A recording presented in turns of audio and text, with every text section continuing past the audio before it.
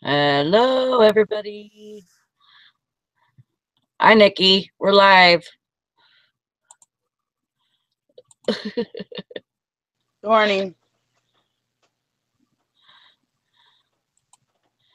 Can you hear me okay? Yeah. Okay. Let me turn my volume up a little bit because I think it's down. It's always lower whenever I come into a hangout. Is that better? Yeah, you sound good. Okay, good. Man, I have been blowing up over here with sales. Really?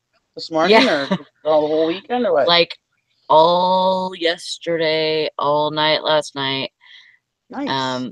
Yeah. About dang time for, for All all that.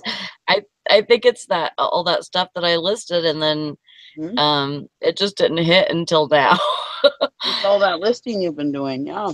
Yeah, you guys were talking about that that company shop, We Shop or something like that in Japan. Somebody was talking about that last week. Not me. It's a company that shops for their customers or whatever, and then you send it to California, Shop Airline. And yeah, Beth, that's what Beth said.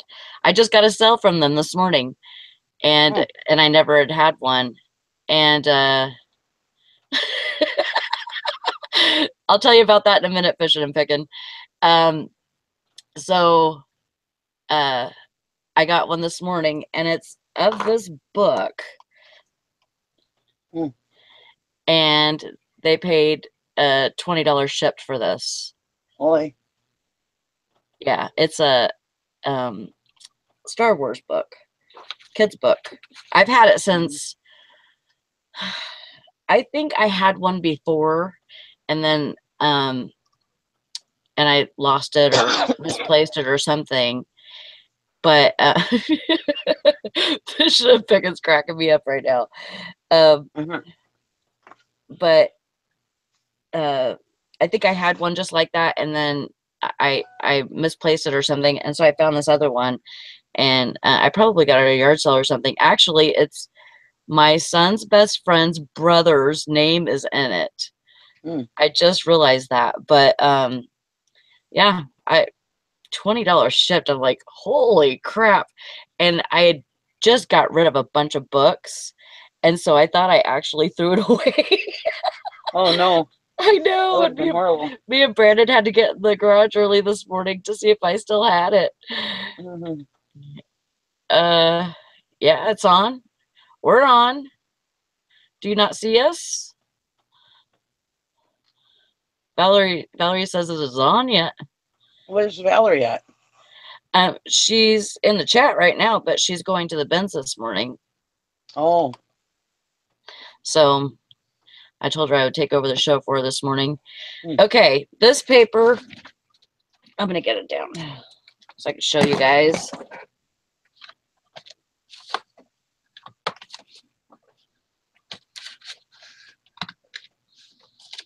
I have 2 copies, actually. I showed this, I think it was last week or the week before. And I found it in all my paper, my paper sales stuff. But this is the paper, the USA Today, that came out on October 22nd, 2015. And this is the paper, it's supposed to be like the paper that they show in Back to the Future.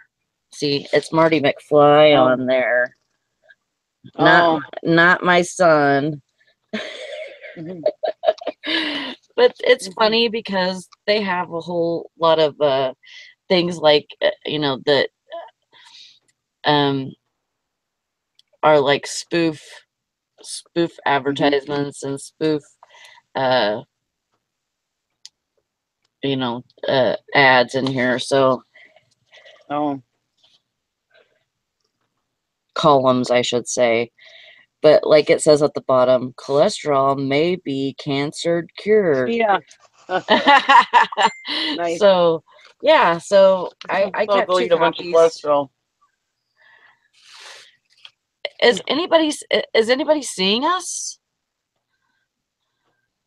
I don't know. Let me go on YouTube. Are we on?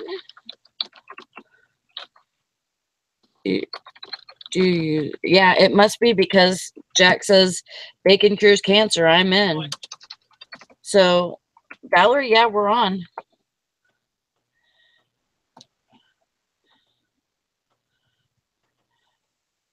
Okay. So yeah, so I kept two copies of that. I made a bunch of money off of that whole thing because I had a friend um that works for the paper and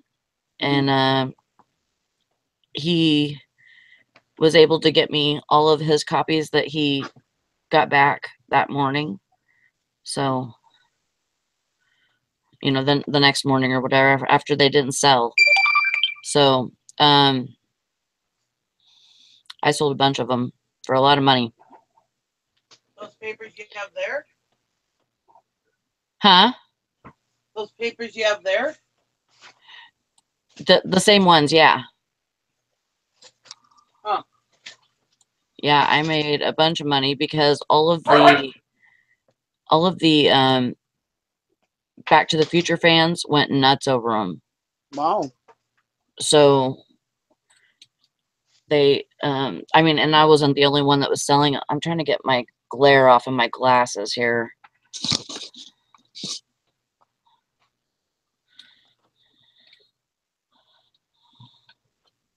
I can't get it off. I can't get the glare off my glasses. But yeah, I sold a bunch of those. So that was that. That's that story. um, Todd says, "Good morning, fancy free flea marketers." I would totally go to the flea market. Now, I hated the flea market when I was a kid, but I would totally go to the flea market now just because I know that there's people, not just people that, buy stuff from China and then they go out there or whatever, but there's a lot of people bringing like yard sale type stuff to the flea market. So, I mean, I think it's a good place to shop for inventory. Yeah. When I go to the flea market, I don't look at the new booths, the booths with new stuff. Yeah. I look for the old rusty metal stuff. Yep. Yep. The junkier the shit looks, the more fascinated I am. Right. Yeah, I would be too.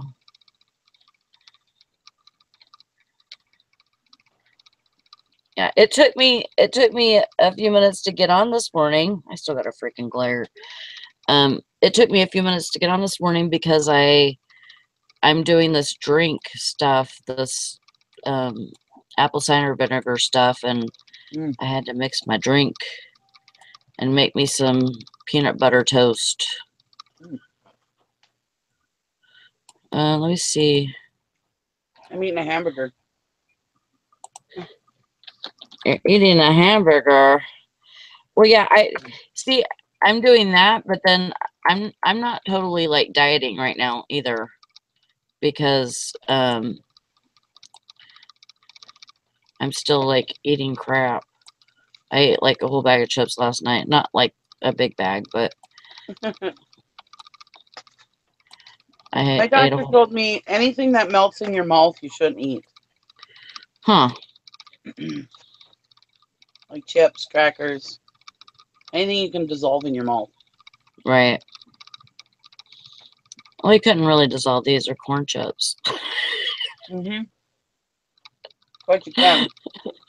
I guess you can if you let it sit in your mouth for that long or whatever, but yeah, that makes sense. I mean, I eat bread, but I had my husband get me it's 7-grain whole wheat.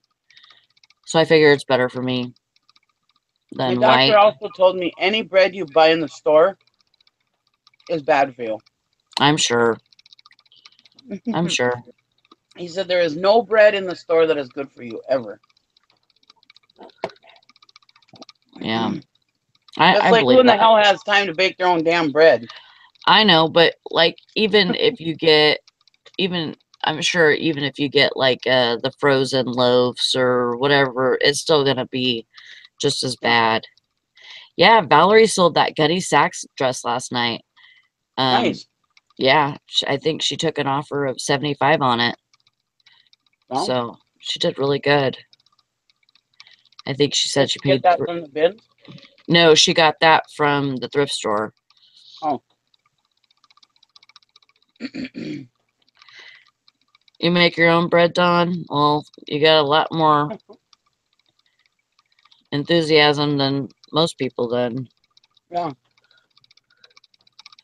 Yeah, I wouldn't make my own bread. If even if they told me that, um I just yeah, even if they told me that it was like, totally toxic for me, I probably would still eat it. Um I it, used to bake my own bread, but I mean, I couldn't see. Yeah, see, she says we don't eat that much. Well, yeah, I could see if you're eating like a whole bunch of bread. You mm-hmm. know, if if you eat a whole bunch of stuff like like that's processed, yeah, it's gonna be bad for you no matter what. Mm-hmm. Um, but if you kind of limit your intake on the carbs plus the processed food in itself, I'd say, that would be probably better, to eat more vegetables, more fruits, stuff like that. I used to be a huge bread eater. I've kind of calmed down on bread lately, but I used to be huge. Oh But yeah, if I bake my own bread, I eat more bread than if I buy bread. Oh my God, I love yeah, homemade bread. yeah. I would I could just sit down and eat bread and eat bread and eat Oh, bread me when I too. bake it myself. Yum. Me too. I love bread, but and I'm such a carb addict already. Yeah. But I had a bread machine one time. Yeah, it was the devil. oh, I'm sure. Yeah, Jack Smack says I like the doctors that tell you about the bad stuff you're eating and then go out and smoke a cigarette. hmm Well, Yeah, it makes you want ask them where they're eating lunch at. Yeah, they don't. You know what? They just do what they want to do. Just like we do. yeah. You know, we're supposed to listen to them, but they're not really being role models for us for eating. Valerie says you're all making me hangry. I went to this one doctor one time who was filling in for mine, and he was just hilarious. He was fat. And he goes, "Well, as a doctor, I'm supposed to tell you should lose weight." He said, "But as a fat guy, how am I going to tell you that?" This stuff is not bad. I mean, and like I said last night, it gives me like a super energy for a little bit. But it tastes more like honey than anything.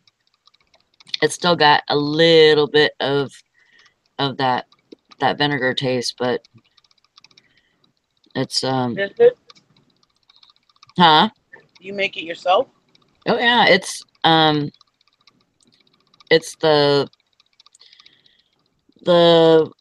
uh apple cider vinegar with the mother in it, and then it's With the what in it? the mother. It means that it's been through a two-step process. Mm. So it's been like, crushed apples that have been crushed and then fermented, and then I think they add alcohol or something to add to the process. And so it's Mm. got like all this good bacteria in it. Okay. Um and it's cloudy. Like Wait on. you could shake it up and it's still cloudy in there. But it's Okay. it's kind of gross, but um yeah, I'm on the moonshine diet. Yeah, I'm in. but But I have people that swear that it works and swear that, you know, it's you know, healthy for the, you know, it feels like it's cleaning out their system, you know, detoxifying them. So, Tim says just get citric nitrate over ice, the cherry or lime. You will lose weight. I don't know what that is. Citric nitrate. Huh. Yeah, I don't. Isn't that like that frozen? Isn't citric nitrate that frozen stuff that they make like uh I don't that know. ice stuff? That the the stuff that they sell at Halloween time where it's like it makes the smoke or it makes the fog. Oh, like dry ice? Valerie says it's a damn laxative. Oh. I don't need that. Oh, the colonoscopy drink. Oh yeah, you'll be shitting nonstop. Of course you're gonna Yeah. lose weight. You're gonna Yeah. dehydrate yourself too. Oh, yeah. Yeah, that's not something that you could stay on. You'll die. Um, yeah. Over the weekend, I probably had, oh, I know I have 3 on auction right now that have bids on them. Good. Um, today's the 14th, so from Friday.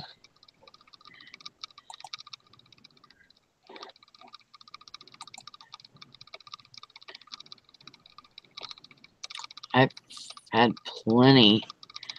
It's crazy.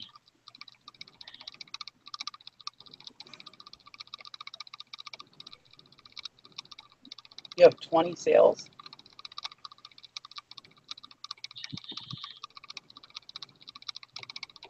No, no, I didn't have Oh, 20 sales. I said plenty. oh, 1, plenty. 2, I 3, thought you said 4, 20. I was like, wow. 5, Way to go, 6, Sally. 7, 8, 9, 10, 11, 12, 13. I had 13. Oh, nice. Valerie had 20. Way to go, Valerie. I know she had 20 and Eric I think had 19 or something last night. Nice. Comfortable Eye said it said if a woman drinks apple cider vinegar daily when she's pregnant with the baby will have a full head of hair when it's born. Don't know if that's true though. Huh.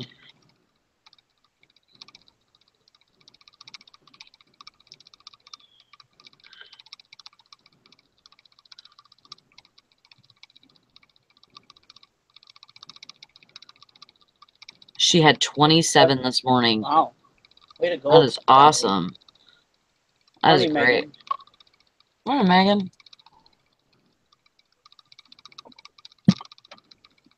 Yeah, it was Awesome. a pretty good weekend for. But I just think all my listings were catching up with me. Yeah.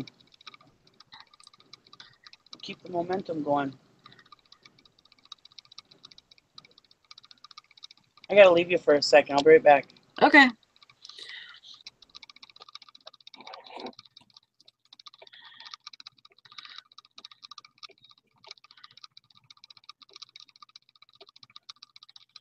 Yeah, I don't really know what's all inside of the apple cider vinegar or whatever, but something in there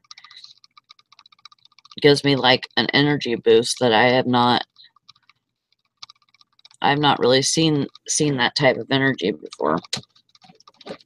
I've taken B12 shots and used that with a diet supplement kind of pill, like, you know, to give you energy.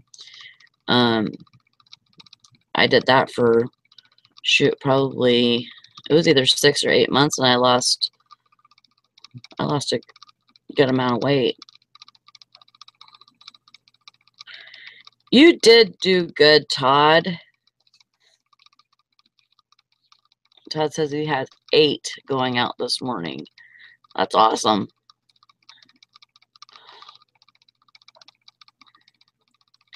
Yeah, I mean, I haven't had, everybody said 13. I haven't had that many go out on a weekend since, I don't know when. It's been a while. Well, Mary O, you just got to keep your head up and keep listing. They will catch up to you. Just make sure that you're listing good stuff that people will want to look for. Yeah, and make sure that you describe it really well. Use all your item specifics that you have up there, and you just got to keep listing. You can't lose hope. Anybody, I want to say anybody can do this, but not all people can do this. There's a certain kind of people that can do this kind of job, but you have to keep hope. And if you think that it's something for you and you want to give it a good try, then you need to start listing, a good amount, and consistent. What I've been doing is whenever I have time, I when we're on the show or whatever, I'll be drafting listings.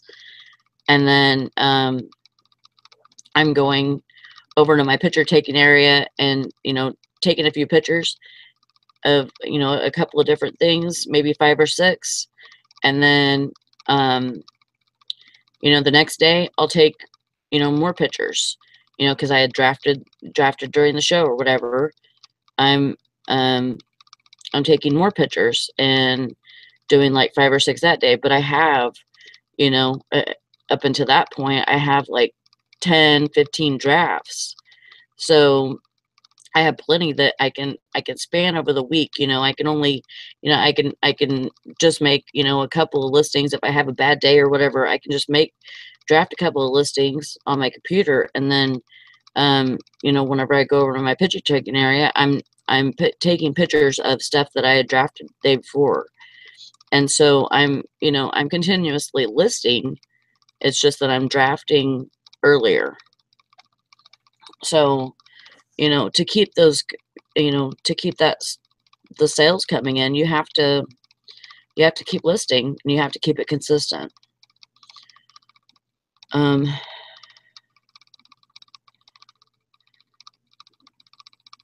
Tim said that he joined Poshmark over the weekend and did quite well there also. Good. And Chick Picker says, I'm keeping track of my everyday listings. I haven't missed a day of listing since the 1st of August. That's a great, sis. You're doing really good with that. Grandma Magic Classic says, I listed slides and a few pieces of clothing this weekend, both time consuming, but got 10 done each day this weekend and some more photos. That's awesome. Yeah, it's just like Valerie will tell you, the listing consistency is detrimental to your sales, and that's why I totally think that, it's kind of catching up with me because I'm trying to keep it consistent. Yep. Valerie says, even if it's 5 a day. And really that's all I've been doing. I've not been doing like, 20 a day or anything like that. I've just been doing, except for like maybe the challenge or something, I think this last week. That's it. I've been doing like 5 a day. But it's that, continuous activity that, eBay sees. It puts you up higher, I think, on the scale. Yep. Says you just have to make a commitment to it. I'm back. Sorry. Well, that's right. what I've always said is You know, you don't have to list a lot every single day, but be consistent about it. Yeah. If you know, I mean, list as many as you can in a day. But if you have a day where you have an auction that day or something, at least try to get at least 5 things listed. I mean, Mm-hmm. it's pretty. You can whip out 5 listings. You know, Right. Right. pretty easily. So, you know, I mean, yeah, you don't have to do 20 a day, but do it consistently every single day, and you'll see a difference. For Mm-hmm. try that for at least a month, listing every day or at least every other day, if nothing else. Right. And yeah, you're gonna see a big difference in your sales. Yeah, I agree. Yeah, it's you could definitely see a difference in your sales when you're listing. You have to list, not super good stuff. People will buy anything usually. I Yeah. mean, seriously, I've sold the craziest shit on eBay, and that shit usually goes for a lot of money. Yeah. It'll surprise the hell out of you. Um, yeah, I've listed crazy shit, and I've sold it, but it's got to be something, to be a quick sale. It's got to be something that people are looking for. Yeah. So you want to make sure that it's good stuff. But even if it's not a quick sale, you know, as you're listing, your older stuff is selling also, you know. Oh yeah, just like that book. I have that thing listed for probably a year and a half. Hmm.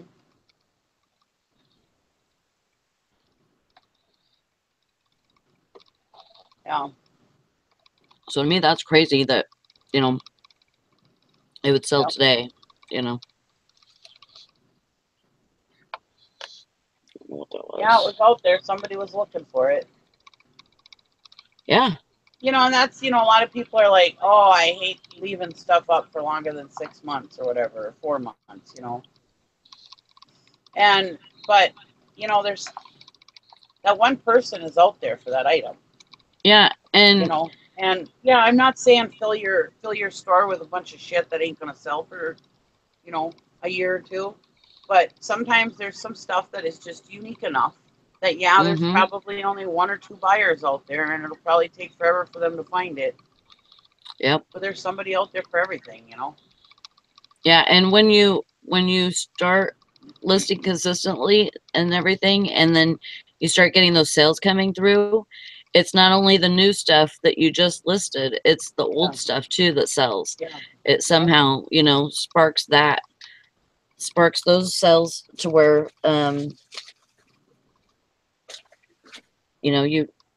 you sell a lot of stuff that's older. now I list good till canceled only because at the time I had over 2,000 items in my store. It was hard to you know Oh unlist or yeah. relist or whatever, you know. Right. But what I used to do was every day things were falling off or ending, were going to be relisted, um, for the good till canceled.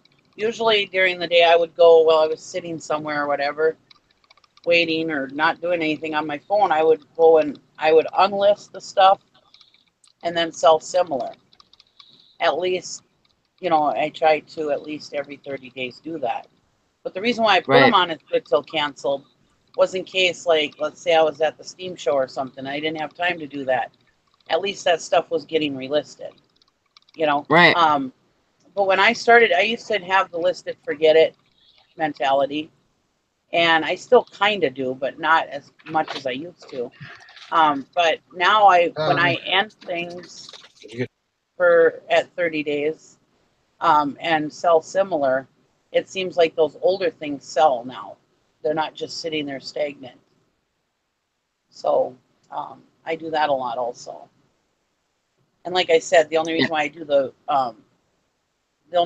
the good till cancel is just in case I can't relist that stuff, and then it's getting relisted automatically. And then like the next month, I'll probably catch it. You know.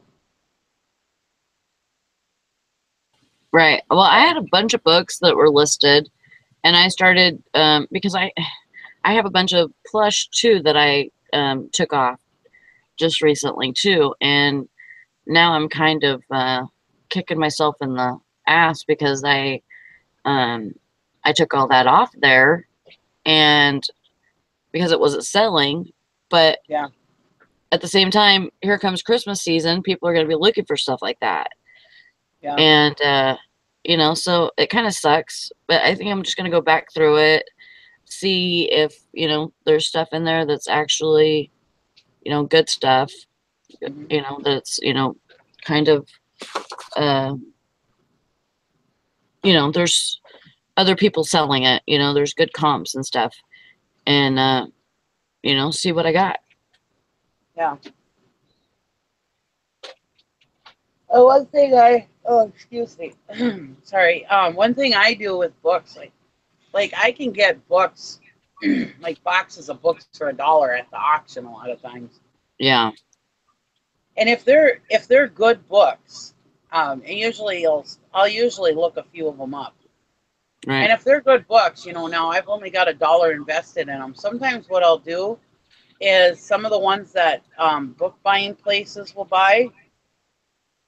Hmm. I will put an order in for those, and they pay the shipping and everything, Right. and I'll just send them off to there. Now I'm not making as much profit as if I sold them myself, but like I said, I've only got $1 invested in these books, so Right. Yeah. It's not much. sometimes And I can make, and then they're out of my hair right away, right. you know. Otherwise, I'm sitting there hanging on to them for a while, and until they Mhm. sell, and this way I'm getting the money right away. And then the ones that the book buying place don't buy, but are still eBay worthy, that people still buy, that have good comps, I'll list those on eBay. But yeah, books Yeah. are kind of a slow seller on eBay sometimes. I mean, unless you get something that's really popular or whatever. But Right. yeah, a lot of times books are really, really slow sellers. Yeah. I don't sell many books, I was selling books on Amazon, and I'd have like maybe one or two sales a month. It wasn't Yeah, much at all, kind of like a bonanza type thing. yeah, And I was just doing merchant fulfilled, and so it was kind of just like a side thing. And I finally just went in there and took all my stuff off, and I did too. just said screw it. I'm not gonna do that anymore. I'm not gonna do Amazon anymore. Um, Hang on, let me see if I can find those pants. I sold a pair of pants that I gotta get get packaged up and shipped out today too, so I don't have to worry about it later. Yeah, go get them. Huh? I said, go get them. Okay. I'll hang out with these people in the chat. All right. I gotta look for These weirdos in the chat. them.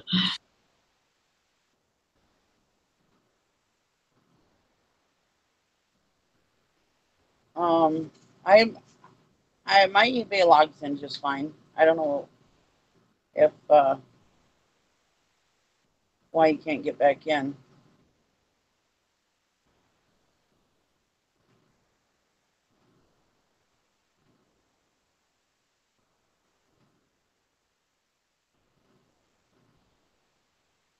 Yeah, Jack Smack. I don't usually unlist stuff either. That's how I ended up with so much stuff in my store the last time, but in both my stores. But I do once in a while unlist it and list it again, just because stuff. I do believe stuff does go stale from time to time. Eventually, after being up for so long, but yeah, I mean, stuff sells. Because I did that. Um, a couple of years ago, I did a test, and some stuff that was listed for months and months, and even a year. Um, I unlisted it and did sell similar, and yeah, that stuff started selling like crazy. I mean, whether it was a fluke or the stuff actually started showing up on searches again. Um, So I do believe in that.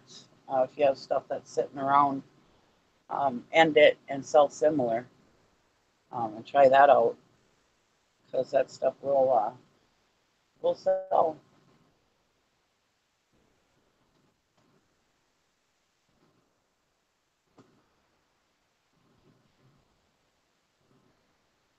Yeah, college books are always a good seller, as long as they're not too old.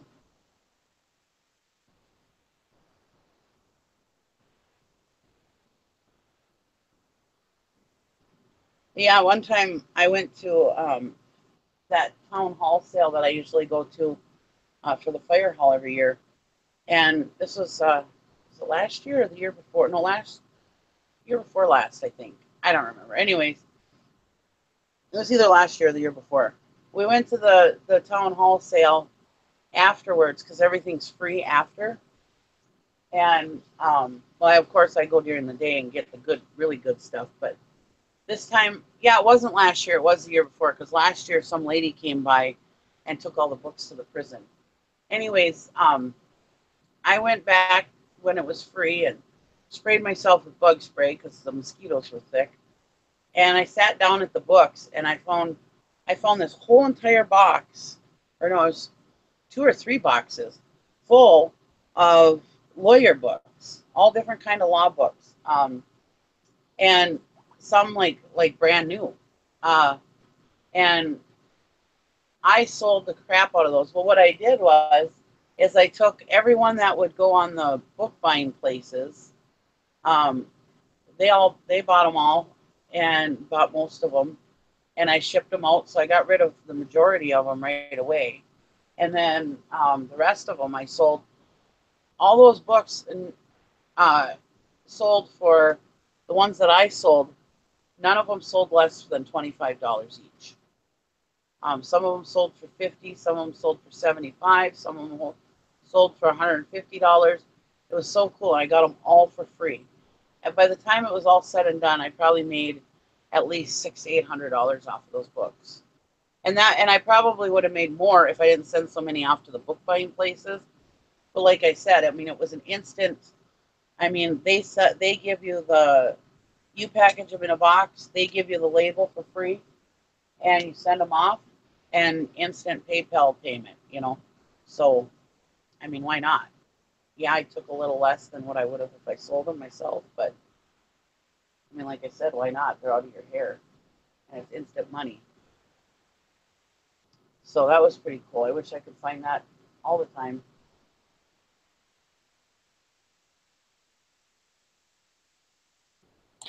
Hank wants to know if these are the classy brown uh, pants that I was showing the other day. No, they're not the same ones. These are just basic Okay. editions. But hey, they sold. I was, you always hear stuff like, "Oh, there's so many pairs of like basic edition and faded glory, and they don't sell for very much or whatever." I sell them just fine. I mean, these went. I didn't pay anything for them for one thing. These went for $8.99 plus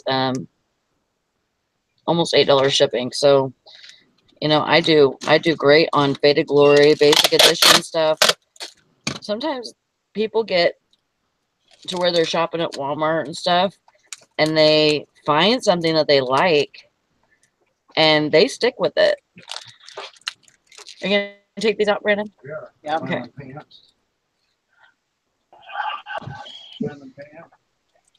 Yeah. So people find what they like, and they Yep. stick with it. That's why people make hundreds of dollars on old maxi pads. Yeah. I mean, I just killed a wasp. Sitting on your door. did you find your pants, Sally? Yeah, I found them. And dropped it. If you quit taking them off all over town, you wouldn't have that problem of losing them. No. Where are they? My husband is notorious for bringing clothes with him, and he'll change like after work or whatever. So he'd like go and change. When my mother-in-law was still alive, he'd stop at her house and change his clothes, or he'll go to my dad's house and change his clothes, or his aunt's house and change his clothes, or his sister's house.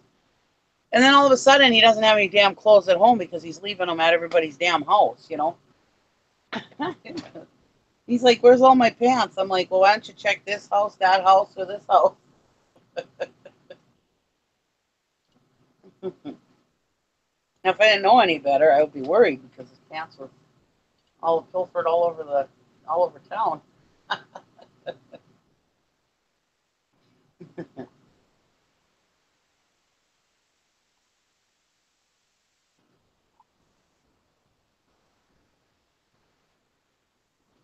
Morning, Eric. Morning. How are you today?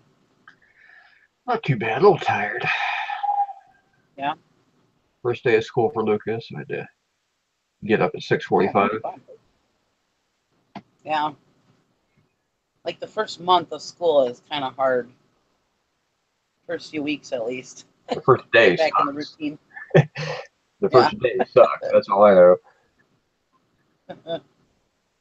I used to, with my kids, I used to try to, every year I'd say, okay, we're going to start going to bed early, and we're going to go through the whole routine starting a few weeks before school starts, so that it's not a horrible day the first day, kids crying because they're tired or whatever, Yeah. Yeah, but we never did it because, our steam show is the weekend before Labor Day, so that screwed that up, And then, of course, Labor Day weekend, we would always go down to another steam show.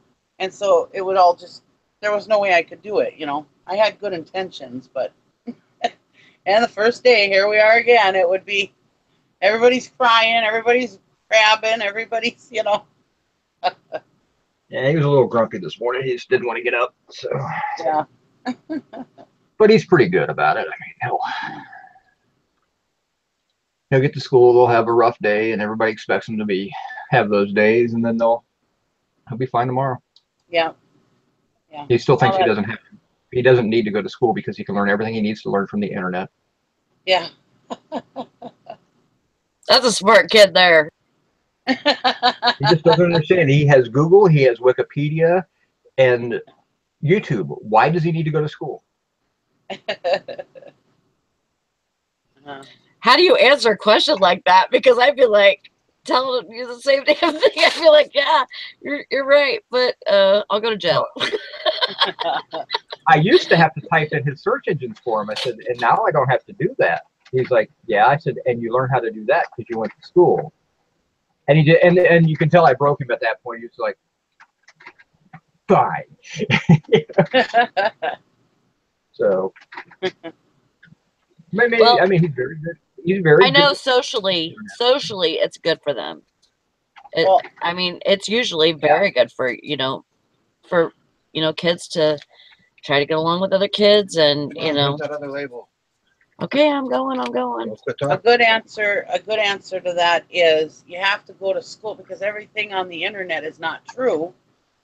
And so you have to go to school so you're smart enough to know what is true and what's not true. So you can decipher it. Unfortunately, autistic kids don't do well with deception. Yeah. They don't understand. Yeah.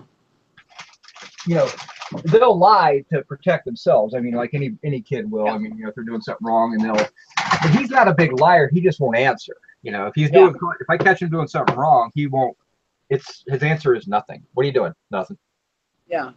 That's a fairly typical thing. They don't like to lie, but they don't like to be wrong either. So they just won't answer. Yeah. But they just don't understand that people are intentionally wrong out there in the world.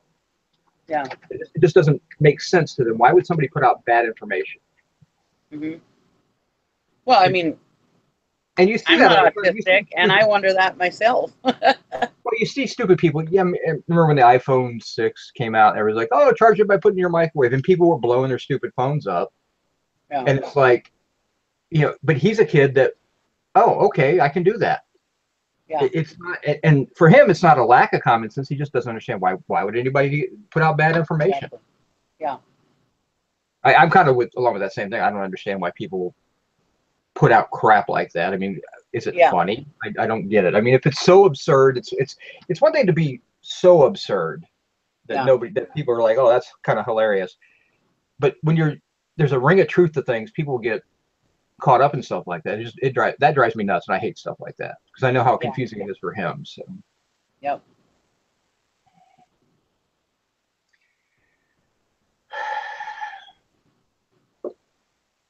Yeah, unfortunately, well, part of it is being a kid too and naive, you know. What did you say? I'm sorry. Yeah, I mean, he starts school early because of they built a new high school and they have to get the kids through the old high school one more year and then they're going to tear it down, but they need time to tear it down and put a new parking lot where it's at. And so he goes to school early this year and goes to school late next year. So he'll have almost a 4-month break next summer. So because he gets out like May 8th or something next year and then doesn't go back until like September 3rd. I mean, it's kind of crazy. Is Dad ready for that? No, I don't do well in the summers when I get bogged down and there's a lot of things I can't do because you know, you're a single parent. That's just the way life is. So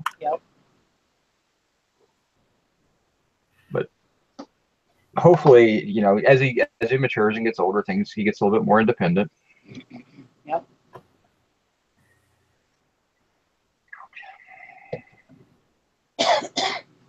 How old is he?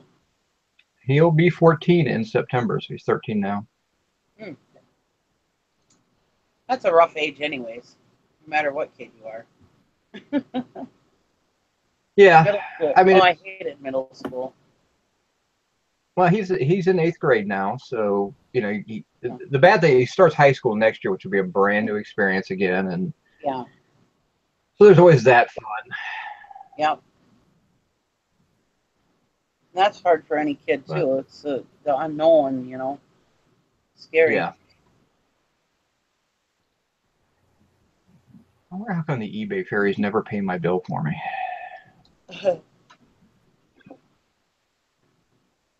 That'd be nice. Just, I mean, every week I make a commitment to throw at least $100 at it, and then it just never seems to get down there, which is good because it means I'm selling, but it just never. Yeah. It's a little frustrating at times. So. I know that's like these last few months that I've not been selling. My bills are like way low, and it's like, oh my God, I haven't seen bills like these in years. I'm just like, wow. Yeah. Which means I'm not selling, so it sucks, but. I don't know how much I see. That's part of the problem is I also don't know how much I pay every month because I pay kind of as I go. I build some up. I throw money at it. I mean, well, so far my bill for this month is $550. So. No.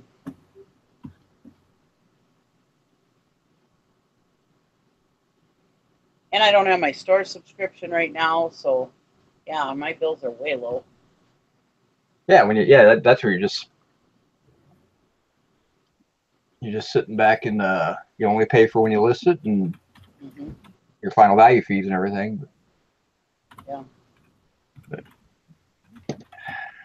not a good business plan either, though. Well, I mean, as long as you only have, you know, less than 100 items on there, you're fine. But when you start cracking that 100, then you got to think about the stores and then kind of work your way up. I'm trying to get to the point where I'm going to require an anchor store, but you know, it's one of those double-edged swords. The more you list to build those listings, the more you sell. Then you got the more you list. I mean, it's just one of those things. Yep. I have a premium store. I don't have an anchor store, so I only have 574 listings currently on there right now. So. Well, that's the thing. It's such a big jump in price to go from the middle store to the big store. And yeah, it takes a big decision to decide that you want to go to that big store because when I get there, I mean, you know, you figure I break it down by fees. You could, you know, for the month so far, you know, because you can't really look at final value fees because you're going to pay that no matter what level store you have. Yep. But if you break it down by transaction type and then kind of, let's see, I don't know if I've hit any listing fees this month. You know, that's where it gets interesting, is when you get your total for your listing fees, and you look at that and say, okay, what we got here? I think I'm still in my free listing period. Nope, guess not. Insertion fees. There's some. Let's see.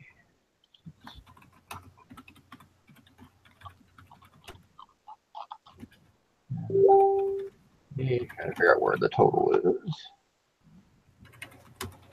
And give me the total on that one. Maybe it's the top.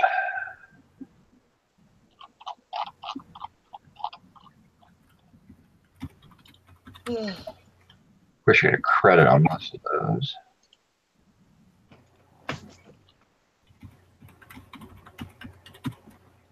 Yeah, so $63 in insertion fees this month. So, you know, when you have a $60 store, $3 in insertion fees, you're looking at $120. And that's probably you know, I usually spend about $75 to $125 in insertion fees extra over my store subscription. It's still not quite at the level of an anchor store. Their anchor store is $300. And so once I crack that $300 consistent listing, you know, fees, including store fee and insertion fees, then it's going to make sense to go to an anchor store. It's just hard making that commitment. You know, when you sit. Oh, that's what happened. Yeah, I got to decide, am I really, you know, but at that point though, you're really, I mean, I'm committed to eBay anyway, but I mean, at that point you got to sit there and say, okay, $300 a month, but I got to sign up for the year to get the $300, otherwise it's $360. And so if I'm paying $300, I mean, I'm signing up for a big year-long commitment, and if something goes wrong, I'm on the hook for those dollars. So you have to kind of think about stuff like that and really decide that's where you're at. I mean, and it's the same with any level of store that you jump up to. Mm-hmm. If you make that commitment, it's like signing a credit card payment. You know, you're going to be paying this amount every month, or you know, a loan amount or something. So. Yep. That's what happened with us. We just figured out that we were already paying that amount a month anyway with our insertion fees and our store subscription. Yeah, I mean, I pay. I mean, I do a 10-day listing, so it means I'm relisting everything in my store 3 times a month on average, plus my sales. So if I sell 150 items a month, and then I have, if I do it 3 times a month and I have 800 items in my store, that means I'm basically listing about 2,500 items. Well, you get 1,000 free listings, so that means you're paying for 1,500 listings. So you're paying $150 on top of your store subscription fee, which kicks into $210. So you're not quite there. You got to hit that 1,200 to 1,300 range if you're doing a 10-day listing. If you're doing a 7-day listing, you hit it a lot faster. You'll hit it at about 800 items, but I do 10-day.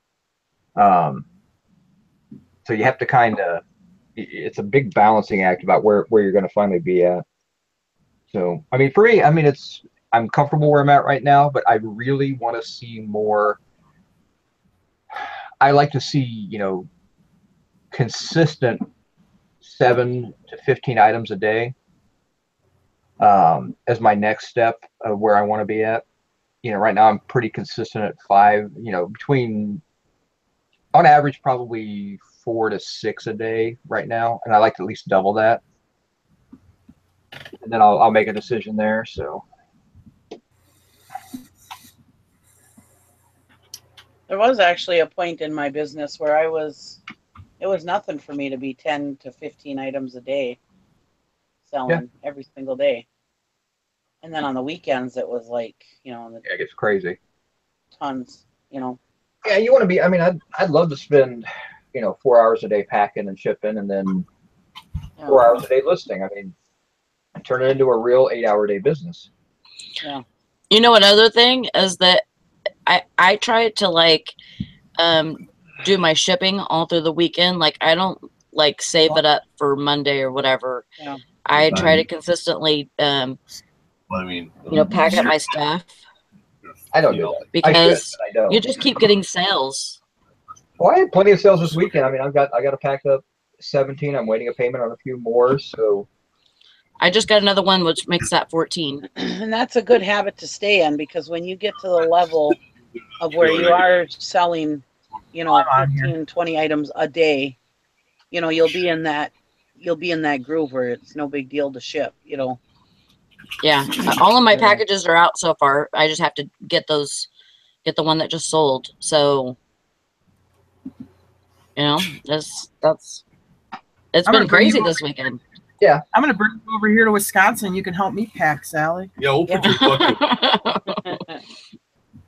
I couldn't do the level I do without Jim, because he does most of the packing and I do most of the listing.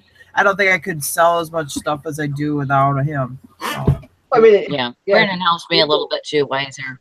If you're a single person operation, I mean, you're gonna hit a level. If you're doing it and doing it well, you're gonna hit a level where half your day is going to be spent packing things up. Yeah.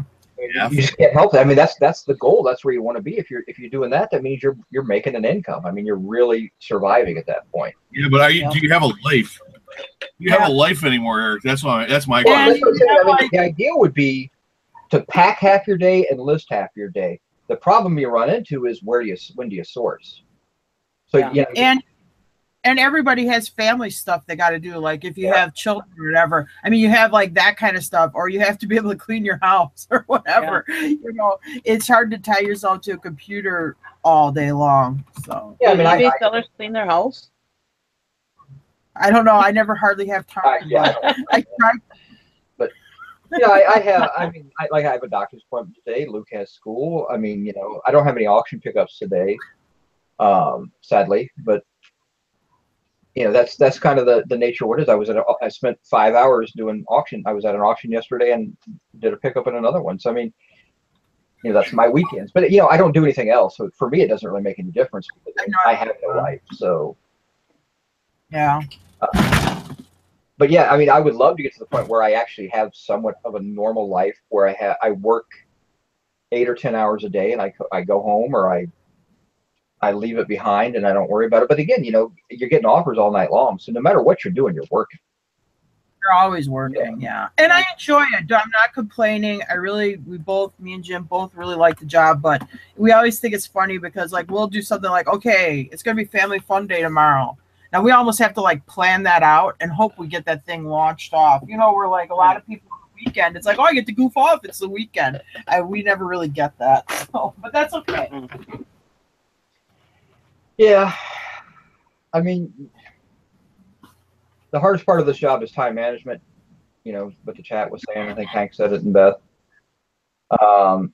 Because not only do you have to do working for yourself, and you have all the other things you got to worry about, you're also sitting in front of a computer, and it's very easy to rabbit hole and to go down the Facebook hole and that type of stuff.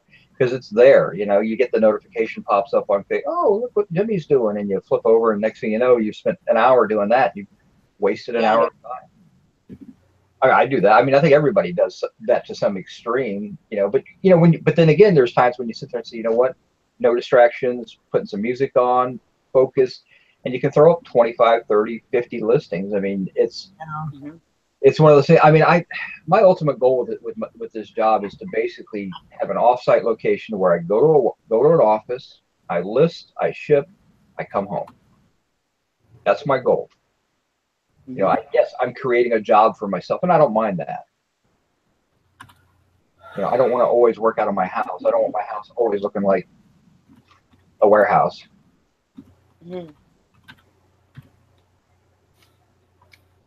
And see, that's my goal too. I mean, with my building and stuff, but I don't want it to be offsite. I still want to be home. Yeah, I mean, that's why I wanted the building so that I could have it out of my house. You know, I want to have a separate building at my own office. And I find I'm much more efficient if I leave my house and I go to an office and I sit down and I can work. And I'm dedicated to it. There's no distractions. You know, I'm not playing with the dog, or you know, although he probably come with me.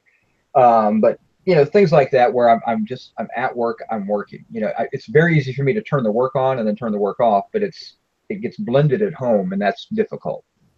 Yeah. But those are life goals. Yeah. I'd like to have a separate building on my own piece of property the next place I move, that you go over there, you can do your stuff, and it's not in my house, or my house is just my house. Yeah. But I never have a problem with being motivated to work. But I always say, I feel like I'm like the tight wire act without the net, because there is no other income that comes into our house at all. You know, Jim doesn't have a job. I don't have a job.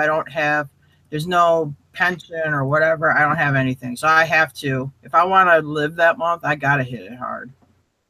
Yep. Yeah. I mean, I don't lie. I said I have a little bit of a Social Security income that comes for Lucas. It's not a great amount. It doesn't cover my bills or everything. So, I mean, I still have to work, but you know, I also stepped out of a job that I was making $60,000+ a year with a company car. So, I mean, you know, it was a big change for me.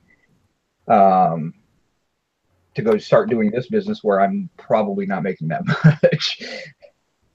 Yeah. But again, I also have a much greater home life commitment now. So yeah. I mean, I could see a separate building where, you know, even if it was on your, as long as it's separate. I guess that's where my ultimate goal is to get to it separate. And I could do that in my garage. I could convert my garage over to an office. It's big enough space. It's separate because it's a detached garage. It's almost a 3-car garage. So I mean, I could really do that. It's just a matter of deciding, do I want to make that commitment and go out there, and then now I got to make it a conditioned space, which is not a difficult thing. I mean, I've got heat out there. I would have to have air conditioning. But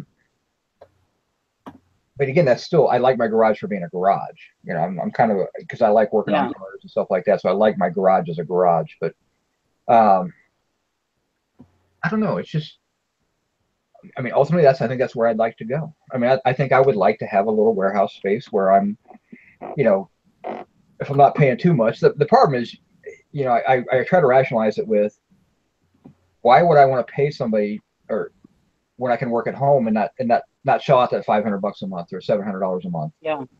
Plus utilities. Yeah. I mean, I can. There's a very nice. There's a place not too far from me. It's about 10 minutes from me that has great warehouse space, a couple of offices in there, bathrooms, the whole 9 yards, and I can get it for $500 a month. Nice. You know, utilities are probably going to run another 150. What's nice is it's got a big overhead door, so you can actually park in there, or you can pull your truck in and unload and do all that type of stuff. A lot of shelving. I mean, they're perfect for being an eBay person. But I just can't make that $700 a month commitment. Yeah. When I don't need to make that. I mean, that's $700 I can put in my pocket. It's like paying an employee. I could have an employee come in and help me out, get all this stuff up. I would probably increase my listings, probably increase my sales, but I'm just giving it to somebody else. Yeah, and I have no desire to hire anybody. Nope. Depends on how she looked.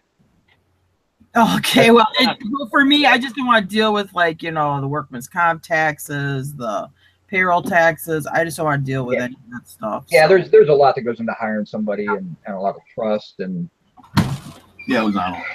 I'd rather stay at the level that I'm at. You're training your competition. I mean, you know, there's a lot of things that go into that. I mean, not that I worry too much about somebody else training somebody to become an eBay seller, but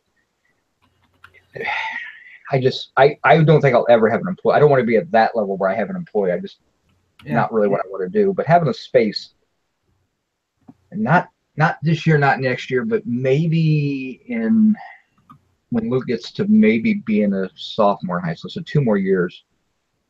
Because I've been my sales have been progressively ramping up. I mean, this time last year I was doing, I don't know, maybe 2,200 a month. Now I'm doing 3,800 a month. So if I can continue that progression to where I'm getting 5,000 or 6,000 a month, I think I would be much more comfortable doing it that way. Because I mean, that's the flow and everything.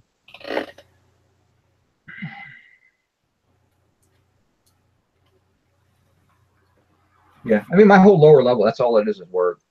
I mean, there's nothing down here. I mean, although my laundry's down here, my daughter's bedroom's down here, but other than that, this is the work area. Upstairs, I have no work area stuff upstairs. I don't take any material up there for listing. I might answer my phone up there, but if I have computer work, it comes down here. I don't even have a computer. I have a laptop I never use. It's sitting upstairs on a desk, but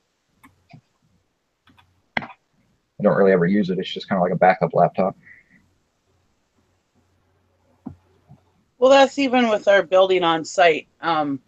You know, if you really wanted to like watch TV with the family or do something with the family, I mean, you could always bring a box of stuff in your house and do it. But it's nice to be able to just take that box and bring it back outside too, and you can only do that if you want to. You don't have to have it in your house. Yeah, but I mean, part of what makes us good at what we do this is that drive to always be wanting to. Yeah. I mean, you know, if you're going to be successful at this stuff, you make sacrifices, and the hardest part is pulling back from those once you start getting somewhere. Yeah. And realizing that you need to now sacrifice some of that work time for family time or personal mental health time. Yeah. But you can live in front of your computer and do eBay. Yeah. Yeah, and there's nothing wrong with that if that's what you want to do. But there's a certain time frame where you got to say, you know what, I got to step away. I mean, it's, you know, you poll a bunch of eBay resellers and find out when's the last time they took a vacation. Yeah. Well, that's like I was kind of wondering if I wanted my building there for a while, not too long ago, and I thought, well, maybe I should just convert my living room into my eBay room, and then put my living room in my dining room, because it's just me and Gary. Yeah. And he's like, no, that's a stupid idea. I said, yeah, but I think if I get that building, I'm going to be out there in the building all the time working, and you're going to be in here, and we're not going to be spending any time together, you know? And he's like, yeah, but when I quit my job and I'm helping you with eBay, I'm going to be out there too. I was just wondering if you smiled all of a sudden at the joy of that prospect. Yeah, I know. By myself, got the tube on. Yeah. I know. And I thought of that too. It's like, you know, that might be kind of nice. But, you know, eventually, you know, yeah, once in a while it'll be nice to have my own space. But, you know, eventually you do want to be with your spouse. I mean, we do enjoy each other's company, you know. Well, that's one of the things I've been working on lately is I've been slowly getting this giant unlisted pile under control. I'm not saying it's all going to listing. I'm actually packing some of it away and moving it out to the garage, but I'm neatly doing it so that it's organized at least. Because I need to create a flow down here to where I don't bring stuff in and drop it in my lap and then try to work around it. You know, I need to really free up my whole. I've got, this room's like 12 by 12, and there's about a 16 by 12 room that's kind of, it's one giant room, but it's like 16 by 12 space over there that has all my shipping supplies in it, and then I have a lot of unlisted inventory. I need to get rid of that unlisted inventory out of here. Mm-hmm. And I need to be only working on a box or two at a time. Yes, it means a little bit more work. I got to go out, grab a box, and bring it in, but at least then it's controlled. Yeah. You know, or if I bring home from an auction, I know it's going right up. I can bring it right down in here, drop it down here, and work through it. And then, you know, when I have those slow buying periods, I'm going out and I'm just chugging away at the unlisted stuff. Oh. So, I mean, it's the little things that anything that can make your work flow better. And I think that's why I kind of fantasize. And again, some of it's a fantasy. I mean, who knows what would happen if I actually had a building is, you know, that whole, yeah, this is you know, it's going to flow better, but then I can just fill it up and it's just a giant warehouse. I mean, you gotta, it's discipline and figuring out if that's what you really want to do. That's another reason why I hesitate. I mean, do we have that organizational mentality to keep that new space clean? I mean, I'm constantly battling that with my building. It's like, okay, so now I'm going to have this new fresh space. I'm going to have room to a little bit and work efficiently. But then I think realistically, okay, I am so unorganized, and how long is it going to take me to fill up this building with a bunch of crap that, you know, flea market stuff and eBay stuff. So then I thought, well, I would buy one of those. I was thinking of buying one of those sheds at Menards, like they're $300. They're like a carport. Yeah. And I was thinking about buying one of those. They have them 10 by 20, and I thought, well, that could be like my staging area, so that I go through my boxes out there, and then bring my eBay stuff into my building, and then my flea market stuff and whatever can stay in there, you know. And that's, I mean, I'm not doing any reselling except for eBay. Yeah. I've just decided I don't want to do flea markets. I don't want to do garage sales. Mm-hmm. So it's either eBay or it's donate or trash. Yeah. So And I for me, do it's a lot of easier. Facebook rummage sales. I do a lot of Yeah. Craigslist. I do a lot of, you know. For my sort, it's actually pretty simple. I mean, it's just a matter of looking stuff up. But, you know, but I'm trying also not to buy things unless I know what I'm going to get out of it. Yeah. You know, now, I mean, I went to an auction yesterday and I bought a lot of paper goods. And when you're buying large flats, you have to kind of sort that out, you know, as well. I figure, I don't know what it's really worth, but Yeah. you know, some of that stuff is going to be worth something. Some of it's not going to be worth anything, and that'll get more likely trash. But, you just don't know. So you kind of have to work on stuff like that. But so yeah, I mean, that's some of what I'm also going through my unlisted inventory. Most of the stuff I have in the house I've already sorted, but I've got a ton of stuff out in the garage that I'm just kind of going through. And is it worth listing or not? If it's not, it goes into the donate pile. Yeah. You know, and if I've taken 2 pickup loads in the last couple of weeks to donate stuff. So. And see, the rummage sale pile, flea market pile, that's what consumes me. It's not the eBay stuff that consumes me. It's all the rest of the stuff, you know, Yeah. the rummage sale stuff, the donate stuff. That's what's swallowing me. But it'll all get hashed out. But I need to be organized enough to keep my building just eBay and just keep it so I can work. Because when I have an unorganized mess, I'm not efficient at all. I don't get nothing done. No, I mean, Because then I sit there and I gotta organize and everything before I can do anything, and then all of a sudden, oh shit, it's dinner time, so now I don't have time to do it or whatever. Or, you know, somebody's called for a ride or something else, you know. So it needs to be, my eBay building needs to be just eBay stuff. Yeah, I mean, and that's kind of where I'm at. I mean, I've done a lot better here recently, you know, where I'm not bringing a lot in, but I'm also slowly working through my piles. And I've taken about half of what I had stacked up back up here, and then I moved it and organized it. So I'm getting there. It's just you also have to be working and listing and doing all that type of stuff at the same time. So it's sometimes it's a little difficult. You have a great weekend like I did, and I've got 17 items, maybe 18 or 19 by the time that, you know, I get around to packing today. So, you know, that stuff, you know, it'll take me probably 2.5 hours to pack everything up, and I won't have listed anything today, you know, but I'll list tonight. I like to list at night, but I have a doctor's appointment here in a little bit, and so I mean, there's a lot of things going on right now, but it's just one of those, you know, you just got to get around and get into it, and then dig yourself out. And then I think the key for me is I got to dig myself out and then continue down the road what I'm doing with this area over here, so that I don't drop yesterday's auction on top of me. Yeah. And, you know, being an auction buyer, you got to take the bad with the good, you know. And so, yeah, you end up getting consumed by all this other crap.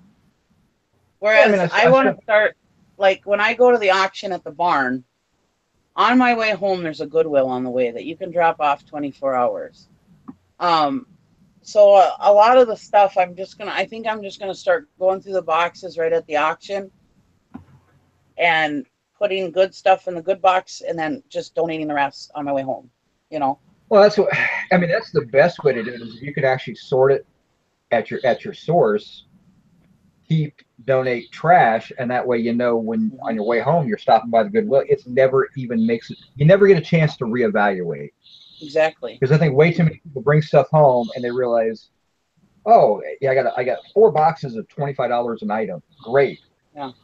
I'm gonna get that stuff up, and then you look over and go, wow, that stuff's probably worth, you know, $8 or $9 a piece. Do I really want to get rid of it, or should I just list it? And then you put it there. It's like, no, I'm going to list it. You set it aside, and you get through those $25 items, and then you go. Next thing you know, you get another auction, and you're repeating the performance, and then you've got box after box after box of $9 items. Yep. And you're like, you know, this is kind of. I don't need to bring that stuff in. I don't even need to bring it into my life. I need to make that decision before it gets there. Yeah. Which I want to quit doing the flea markets and the rummage sales. I mean, I make good money doing it, but it's just a lot of freaking work. Yeah, I hate your. You can make. I mean, I gotta recover for 2 or 3 days afterwards because my back hurts and my knee hurts and everything hurts and. Well, and the worst part about it, you're shilling for dollars. I mean, and you're spending time that you could be listing good dollar items. Yeah. You're trying to dump junk. That's, to me, a flea market and a rummage sale is a garage sale is all. I'm trying to get rid of junk. Yeah. Now, before I moved, I had some really good flea markets and yard sales because I was trying to move inventory that I didn't want to move. And so, I mean, I was making, you know, $1,000 on a weekend, but I was selling good eBay stuff too. I was selling to other sellers. But, you know, for the most part, I don't want to do that type of stuff. So I'm trying to make sure I get this stuff and get it up and get it listed. And I'm culling out the junk, and I'm actually lotting things up I normally wouldn't lot up. I would try to piece out, but I don't need to. I got way too much stuff hanging around that I need to get up and listed and get out of here. You know, I had a bunch of railroad patches that I was going to sell them individually because they're worth, you know, $5 to $8 a piece. I have 40 of them. I just throw them up for $100, all of them. You know, let somebody else buy them and piece them out.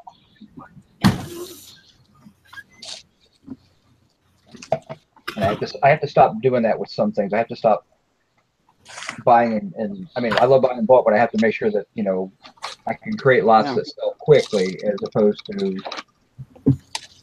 one at a time. And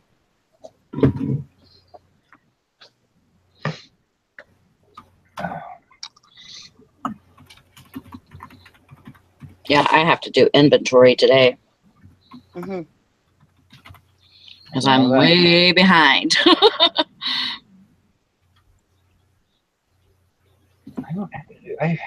Well, this week I'll be finishing up my eBay storage room. I'm actually going to make sure that I get everything out of this not inventory or not listed, and I'm actually killing one half of my shelving unit and just going with putting my banker's boxes against the wall. Right. Because I'm running out of space, and the storage units or the shelving is taking up more space than I can. It's not set very well for me to actually put banker's boxes on, and they stack so nice and neat. I mean, yeah. And then I still have 3 big shelves in there that I can actually put my smalls and things that don't really go in the banker's boxes on there.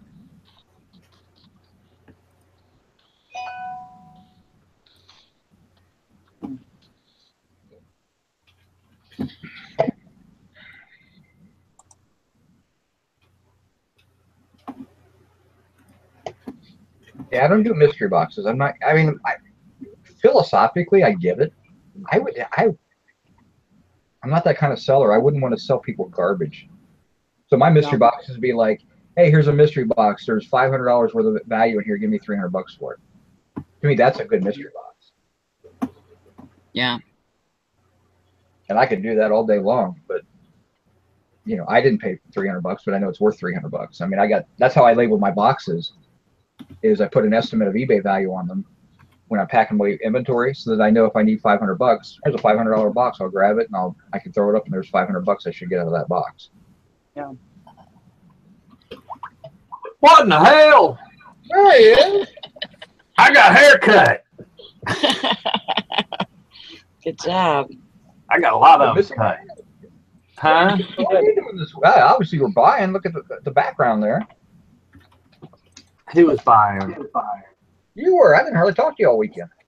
I didn't buy jack. That's a whole bunch of boxes that Bearded Picker brought me, and they were on the porch. And I thought, you know, eventually the humidity's, because of course, you know, humidity here is awful.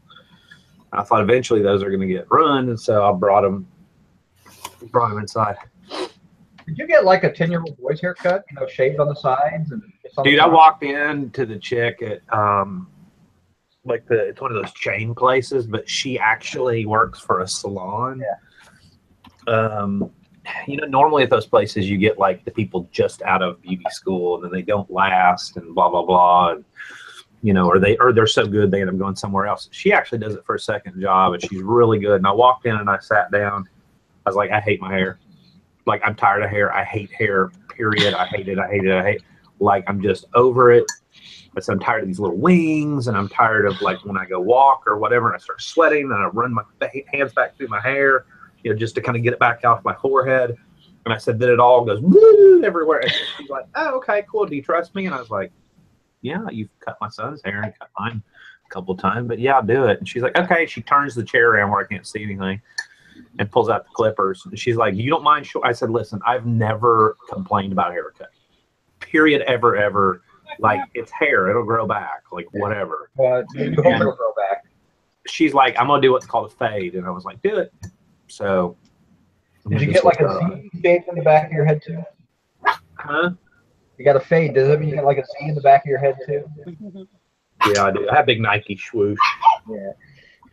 The only difference between a good haircut and a bad haircut is about 2 weeks.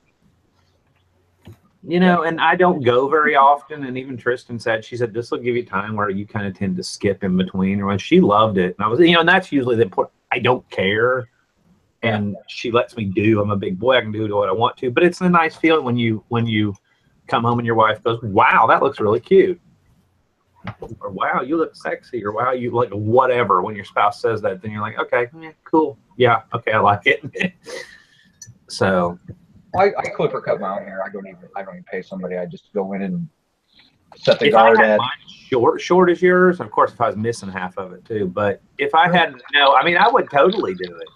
This is the shortest my hair's ever been. Number one, I am terrified of like what my scalp, like I've never shaved my head because I'm like, what if it turns out I have like a really funky shaped head or a big dent in my head I don't know about, or you know. And then I'm wearing a ball cap for a month. Well, I used to shave my head, but I realized that, you know what, that's a lot more work than I really want to get into to maintain. Hell, I hate shaving my face, let alone shaving, you know, the damn bald head. So for me, I just put it down and I just clip it out. I do it about once a month and I never have to worry about it. Works great. Take that drama somewhere else. What am I missing? There's drama in the chat. What am I missing? What am I missing? Oh, break out the wrenches. No, I mean, somebody asked Jack a question. He was answering it. So, I mean, there's nothing wrong with that. But yeah, we don't. Right. No drama here. We don't worry about other YouTubers. Just leave it alone. No, I actually, for the first time in a long time, skipped through YouTube while I was laying in the bathtub or whatever. So I was soaking in Epsom salts after I'd walked a ton. And I was looking on my phone, and I was like, you know what? And wow, I didn't realize how much I had missed. And Jack Smack, I appreciate you. I mean, he's actually on a lot of other videos. He's very just call him like it is. But it tends to, people don't always want to hear the truth. And I've noticed he gets deleted a lot. And he catches a lot of hell on other channels. So just to know, so you'll know you always have a home here. And he's kind of the defender of the faith. But no, he just, I don't know. He kind of. No, I mean, like anybody. I didn't realize how much drama I had missed. I mean. Yeah, that's why I don't watch most of them. I could care less. It has been so peaceful without having a clue what's going on. That's the best. I mean, I can do whatever you want to do. That's my motto, you know. Yep, all you have to do is say drama and Mr. Sadie's here.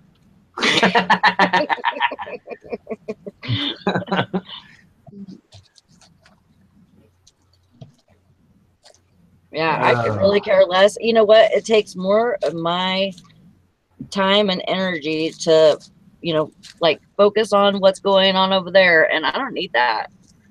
That's like the other day, I don't know how it came up on my YouTube, but for some reason, there is a page. Oh, somebody posted it in one of the groups or something. There's a page, a YouTube live feed of homeless people. Not kidding you. Homeless people on the street. And all you're doing is watching them. You can't hear anything that they're saying. All you're doing is watching them. And I'm watching that. I'm like, what the fuck am I doing right now? You sure that wasn't Shia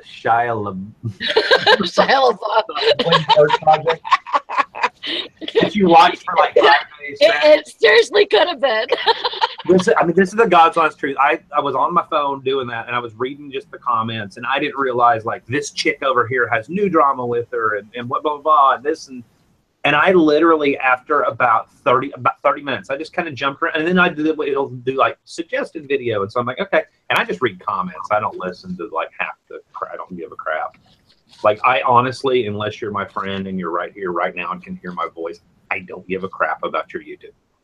You know, that's pretty much what it's come to, with the exception of Terminal 99, which I don't know if he watches anybody's, but I like his stuff. So, but unless you're one of these people right here, and it's just, I went, wow, this has turned into like the reselling community has turned into the, like, it's like a high school, it's like a junior high girls locker room. It is really, but just go your own way and do your, like, this group here, like we do, go your own way, do your own thing, and shit. If we were spouting names and stuff right now and totally getting into the drama, we would be exactly like those people. Yeah. Because you know what? They probably come on here, see if we're saying anything about them, and watch the video, not post anything, give us a bunch of thumbs downs, and just to see if we're talking about them, because they're so vain, you know, and they want to get into the drama. They want that. That's what they feed off of. Drama creates views create subs, that puts more money in their pocket. Oh yeah. And I could give a shit. Drama or clickbaity type titles, it's all about putting money into the pocket. Yeah. And So I'm not about that. If you like the content, watch it. If you don't like the content, don't watch it. It's a lot. It's kind of the reason we quit doing videos. I mean, I just kind of got disgusted with the whole everything, and it just sucked the wind out of my sails. And I'm like, you know what? I can go on the morning show every once in a while. The girls will always have me a seat there, and you know, get back to my business. Well, you can't say anything, or everybody gets butthurt about everything. Yep. I mean, even if it's not meant to after somebody, I mean, because I'm like Switzerland. I'm pretty neutral about everything. Because I don't get into the drama. I mean, I like to watch the drama. I don't mind talking about the drama, you know. But I don't like to get involved. Anyways, but yeah, I mean, even if you're Switzerland and you say something, you know, people still get butthurt about it, you know. Oh yeah. Yeah, and you know what? I could chase ambulances, you know, but you know, as far as, you know, being in one, I don't want to be in it. Well, everybody's a victim, and everybody needs to blame somebody else for their issues. So yeah. Matter of fact, I chased ambulances last night. I gotta run. I gotta go to the doctor's appointment. So Good luck with the doctor. Oh. We were at my dad's house, and I was getting ready to leave anyways, but all of a sudden, like 3 squads went by, 2 ambulances, 3 fire trucks, and the fire chief, and everybody went by my dad's house. I was like, gotta go, Dad, love ya, let's go, Brandy, and I grabbed my daughter and off we went. There was somebody who almost drowned in the river. Okay, so I'm a little. Hey, where'd you find that book? I was gonna. Why you want it? I'm a little confused. Teapot. Okay, Chick Picker's Valerie, right? Yeah. Yeah. Why is she typing, but she's not here, and she's supposed to be at the bins? And what's? She's supposed to be at the bins. I don't know if she's going or. I haven't really talked to her, so. Is she out of town, or does she have a bin near her? She has one that's I think it's 45 minutes away, an hour away, something like that. Okay. So that's where she's been going and getting her inventory. She's getting some good stuff out of that place, man. Good. Nice. So it's like $20. You want it? No, I think Jim Bennett went to the. We have 2. We have Nashville and Chattanooga, which both are about an hour and a half away. And I can't remember. I think he went to the one in Nashville. Did he do a video on that? Like, I'm sorry, but even I haven't even caught up on Jim's videos. I just don't watch it anymore.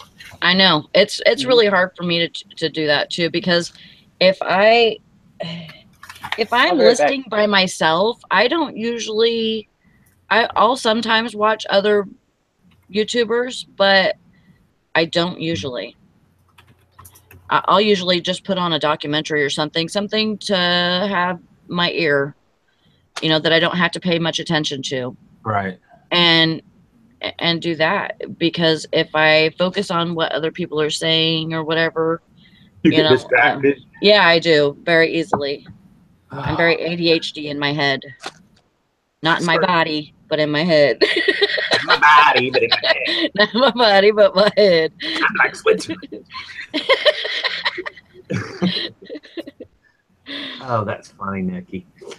I was trying to come up with a good Switzerland joke when you said that, but I couldn't come up with anything. I don't know. It's just, what are we talking about? Earrings, and you've got hoops on. Oh, I was talking to Jack. Mr. Sadie said, yep, I'm pregnant. That's what it is. What is it, Tristan called? It's a food baby. Oh my God. So Tristan is on this diet thing, which her chiropractor, who's, did I talk about this? If I talk about this already, just tell me to shut up. But her chiropractor, who's also has a degree in nutrition and yada yada yada, and he's got her on this cleanse thing, which is basically, it's not a hard cleanse. It involves taking some supplements, which of course, like I flat out told the guy.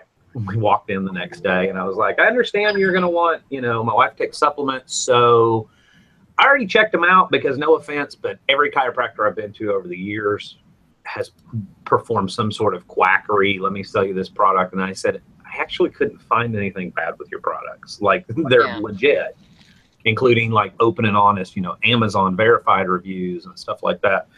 And testimonials of people that did it. And so anyway, he's got her on this 10-day thing, which is basically take all these different pill things, which are all just completely herbal supplement stuff. And then she can have like fruits and vegetables and a lean meat, one small portion of lean meat 3 times a day, which it's not a full 21-day cleanse. He let her skip day 1 through 10, which is just straight up fruits and veggies. And he let her start on like the day 11 thing. Because she was already doing good anyhow, but God love her, she's out walking right now. Awesome. Which I'm really proud of her for that. That was something. She's on like day number 7, and she was supposed to have done, but her body getting used to the whole, like, how do I say this without being graphic? Like the whole different schedule that goes on in your internals. Oh yeah, you sometimes need to be close to a bathroom on some of those. And then, I mean, and she was drinking water, and then she's like, okay, what do I? And so I found this tea at, which of course had good reviews. You can get it at Walmart or you can get it off of Amazon. It's an all herbal tea called Smooth Move. And it's not a laxative, but it's one of these, like, just drink this once a day if you're having problems and whatever. And right. So we've been bananas too. Huh? Bananas too. Bananas are a regulator for me. I don't know if, you know, they're like that for other people, but either way, like if I'm eating like 2 to 3 bananas a day, I'm good. Right. You know, well, I eat 2 a day. 1 in the morning. Right after I have my coffee, I have a protein shake and I have a banana. That's just my breakfast. Yeah. And then I usually mid-afternoon, especially if I'm before or after a walk, I'll do a banana then. But Hankout and Cash said her chiropractor is Palmer. This chiropractor that Tristan goes to is actually a Palmer graduate too, and that's the reason we found him, is because of the one she went to up in Wisconsin when she visited Danica was a Palmer, and she liked his methodology as well. So this guy's really good, and he's done it since 1991, and he's I mean, like Tristan was taking, I feel like I've already told this and I'm repeating myself. Please, y'all would be honest with me and be like, shut up, you've already talked about this, right? Sally wouldn't know because she's asleep half the time anyhow, but like Tristan was taking she was taking the B12 stuff you can get at Walmart. Well, go search. And it's like $4, and I don't remember if it was a liquid. I think it was a sublingual liquid, and I said something to him, and he goes, you know, don't take my word for it, but why don't you go research, look at what the actual B12 is in that, and go look at the actual term for it. Our FDA has okayed people to package things under the name B12 that are made from a derivative of coal tar. Of coal what? Coal tar. Cold tar. Coal. Like Santa's going to bring you some coal. Oh, coal. Tar. Like petroleum byproducts. And they don't actually have B12. They're what's known as a vitamer, which is something that causes your body to synthesize or produce B12. And the FDA says, well, as long as it does that, that's okay. Ugh. Didn't know that. And that's totally not quite. And of course, I'm like, okay, he's a chiropractor. You know, he's got a little hat on. He's a little cuckoo. So I'm going to go research that for myself. And I looked at Tristan. I was like, nope, it's true. So what do you do for B12 then? The best thing to do, because if anybody were to ever be able to produce actual B12 in a like injectable, even the stuff that your doctor can give you B12 shots or whatever, still made from, here, I'm going to give Jack smack. No, Jack, you'll fall down this rabbit hole. It's really, really, really interesting. Got a rabbit hole. Head first. And of course, it'll lead you to some, you know, wacky websites. And so, you know, you're like, yeah, okay, this guy looks like he just wants to sell me a bunch of vitamins. Hold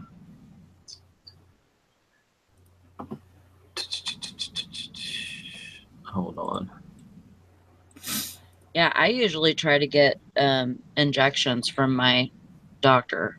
But even that stuff is usually synthetically. I can't remember, and I already threw Tristan's stuff in the trash. I was going to take it back to Walmart, and she was like, it was $3.50, because they would in turn send it back to. So even the sublegals were bad. I mean, it's up to you. Just go search B12 space coal space tar. You'll put that in on Google. It really made me realize that my best choice, instead of taking a multivitamin every day, was just to get my vitamins from fruits and vegetables, and which, you know, is easy to say, but I'm still searching it, trying to find what the damn name of the stuff is.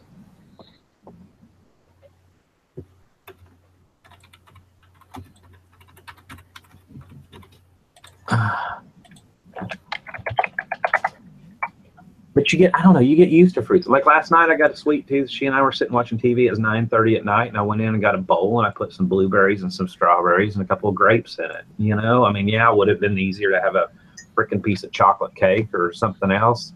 Yeah, but you know, after a couple bites, you just don't think about it. Yeah.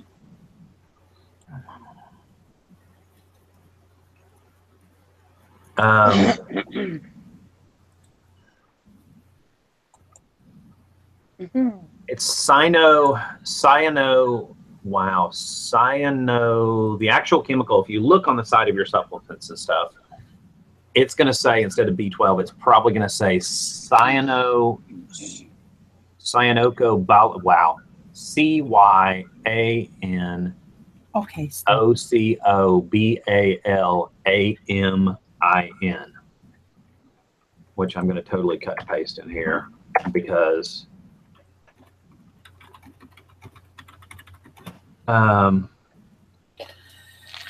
that's probably what it's going to say. As a matter of fact, Tristan's got a multivitamin in the other room. Hang on just a second. I don't mean to turn this into the health. Never mind. Hold on. Oh, Dusty, you're fine.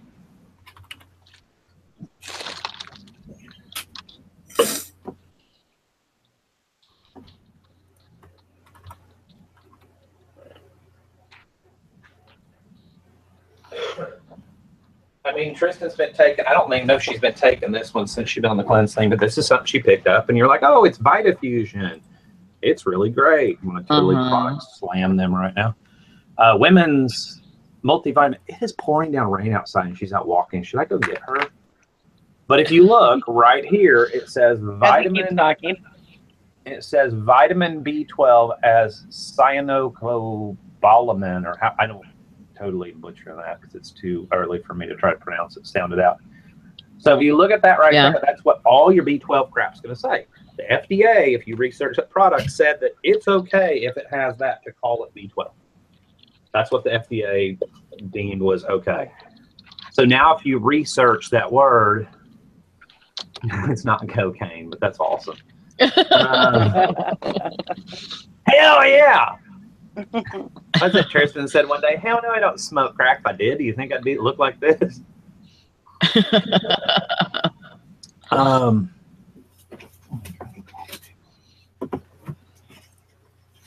I know. It's one of the. So basically, that's what you need to do. If you go down to Wikipedia, hold on. I end up on that page.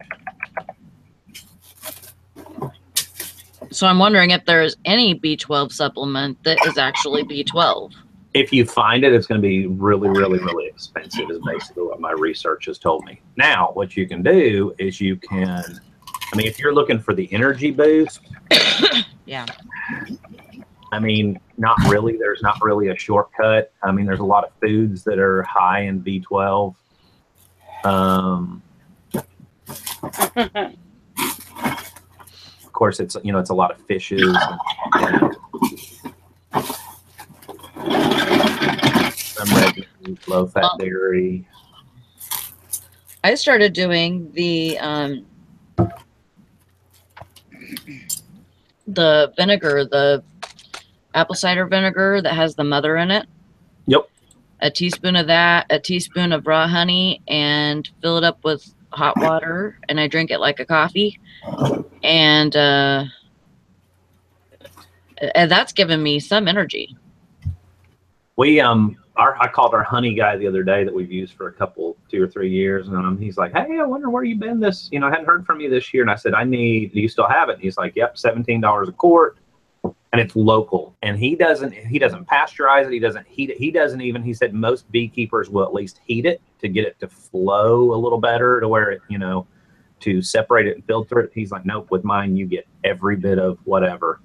And he runs a business here in town, but he wasn't there because they were redoing the hardwood floors in his office. And he's like, "Come to my house." So I got 3 quarts, and he knocks off $1 if you get at least 3 of them. So it's $48 for 3 quarts, but that'll last us a long time. And then he was talking about, you know, the allergy benefits, which is why we take it. Because if you take a honey that's within, that hasn't been, make sure it hasn't been pasteurized, and I forget what the other word is, you know, completely had all the good stuff taken out of it. And I said something about allergies, and he goes, "Come in the house for a second." He gives me a little Rubbermaid container out of his freezer. He's like, "This is bee pollen. This is straight up from our hives. This is like the nectar of the gods right here. Just take a pinch of it in, like, you know, every couple days or whatever." And I said, "What about?" I said, "I've been noticing that in the stores. What about the bee pollen in the stores?" It is so processed. He said, "You might as well just be taking snake oil." What is? So he gave me that. He gave me that for free. Huh? What is that for? For building up immunity, allergies, stuff like that. I can't remember what else bee pollen does. Hold on, it's considered a superfood. It looks like little pellets. Let's see. Of course, it's one of those controversial, because science doesn't ever want, you know, why would science want to admit that bee pollen would, like, fix things, or mass doses of vitamin C would actually make you better? No, hell no. Let's just send them to the doctor and give them a shot. Big pharma.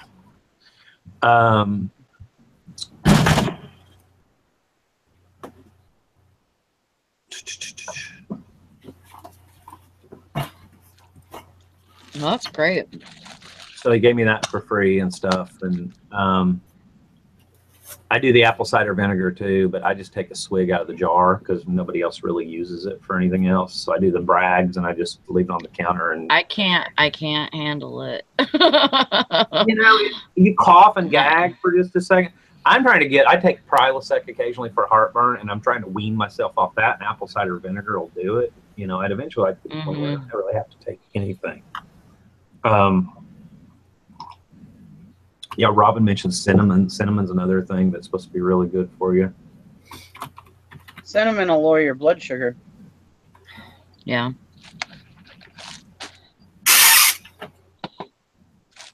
And I just ran look, 2 more thumbs down when I started talking about healthy stuff. Oh. Was either that or where you went off on everybody? Sorry. I love you all. You know that. We gotta keep it cool in here, or we'll be just like those other fuckers. Oh, boy. There's one more thumbs down. Yeah. Allie just got calling people fuckers. No, those other people are fuckers, not you guys. No, I know, but if they have to listen, they'll be like, that's it. We hate her. You call us a fucker. You Do you call people that in general, or just drop that at 9:55 in the morning? You tend to get a few thumbs down for it. Well, I'm sorry. Nope, I'm not actually. Hey, did you guys get any interesting buys over the weekend? Yes. What'd you do? Buy another boat? No, a body. A body. Yeah. Oh, Can it you got see it? ashes in it? Oh shit. Got It an was urn. late. What is that? It's an urn. It's a wood urn. Oh. Did it actually come preloaded? No, they took it. It was for a dog. It's handmade. It was for a dog, and it has. I haven't opened it yet. He said they tossed the ashes, but there is a certificate or something inside the wood box. But he's like, "What are you gonna do with that?" I go, "Hey, if it'll work for a dog, it'll work for people." Pretty nice to build. I mean, there's a lot of people still in the cardboard box, so this way you can move into this classy hardwood container. $1. Wow. Because people would pick it up, ask what it was, and then set it down. They go, "Ew!" I'm like, "Hey, give me that."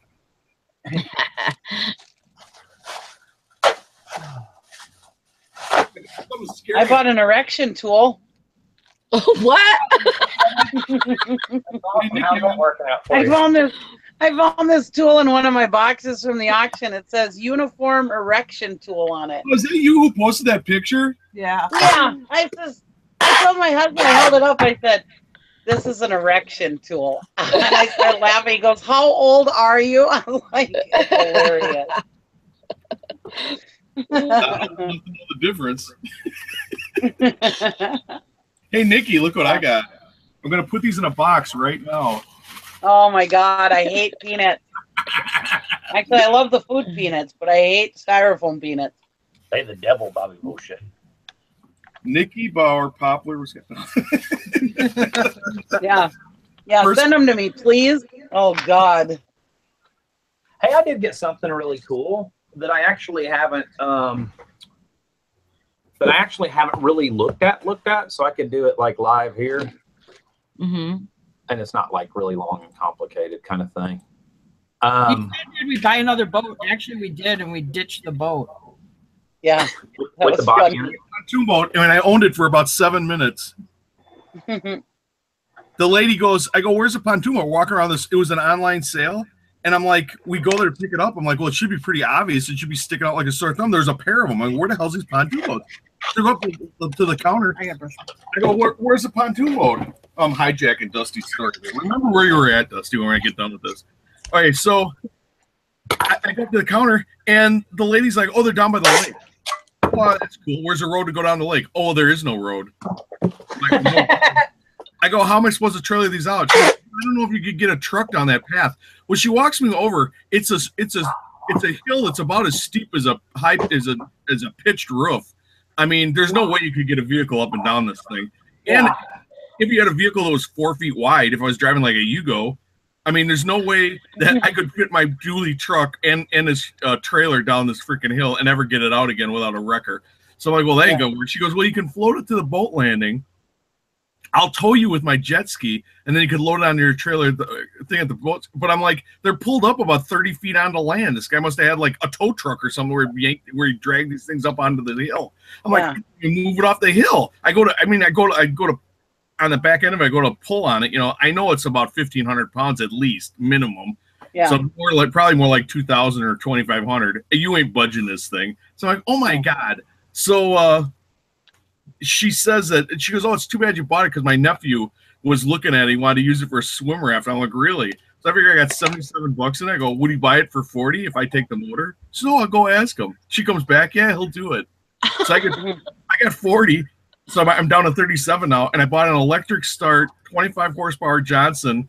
That's in really good shape. How big's your Johnson? It's a long shaft. I haven't measured it yet. It's gonna be around 30, 32 inches. I'll be the talk of the locker room. Sorry, I didn't mean to walk off during your story, Tristan. I accidentally locked the front door behind her, and she was soaking wet. Yeah, sometimes you gotta let her in. Well, anyway, so that was my boat story. I owned it for Awesome. Good job, Jim. I was glad to be rid of it. Which he also made a video about that on his channel, by the way, so go watch it. Right. Yeah, it is in the video. Oh, that was the one. Yeah, I needed. That was one I was going to watch this week. I do watch y'all. All of y'all do videos. I just don't watch a lot of the rest of these yahoos. Well, an update on that video. This is in horse trailer now. It still won't let me touch it, but it's eating food and being a kitten. So Cute. the cat is At least still you on. saved the kitten. Yeah, I tried. We got the trap set still. I don't know if I caught the adult cat, the surviving adult cat. Of course, I let that one go because I'm not bringing that one back to the farm. And then I tried to get that Siamese cat looking kitten, but nothing else has been in the trap since the adult. So I don't know if I'm going to get it or not. I'll probably do it today and tomorrow, and then I'll give up. Figure got hit or ate. Yeah. We've got a lot of coyotes out here. They could pick them off too. The dead cat. Well, the dead cat is still underneath the bush because they probably can't see it. But the adult dead cat that was in the front lawn, eagle got it already. If you have an animal that an eagle can pick up, it's gone. Yeah. So live or not. Yeah, they'll pick up your live cat for sure, or a small dog. Yeah. Hey, they're a nation's seagull. Don't mess with them. Yep. Don't mess with the eagles. Mm-hmm. Yeah, there's an eagle that that eyes up my dad's Shih Tzu all the time at his house. Yeah.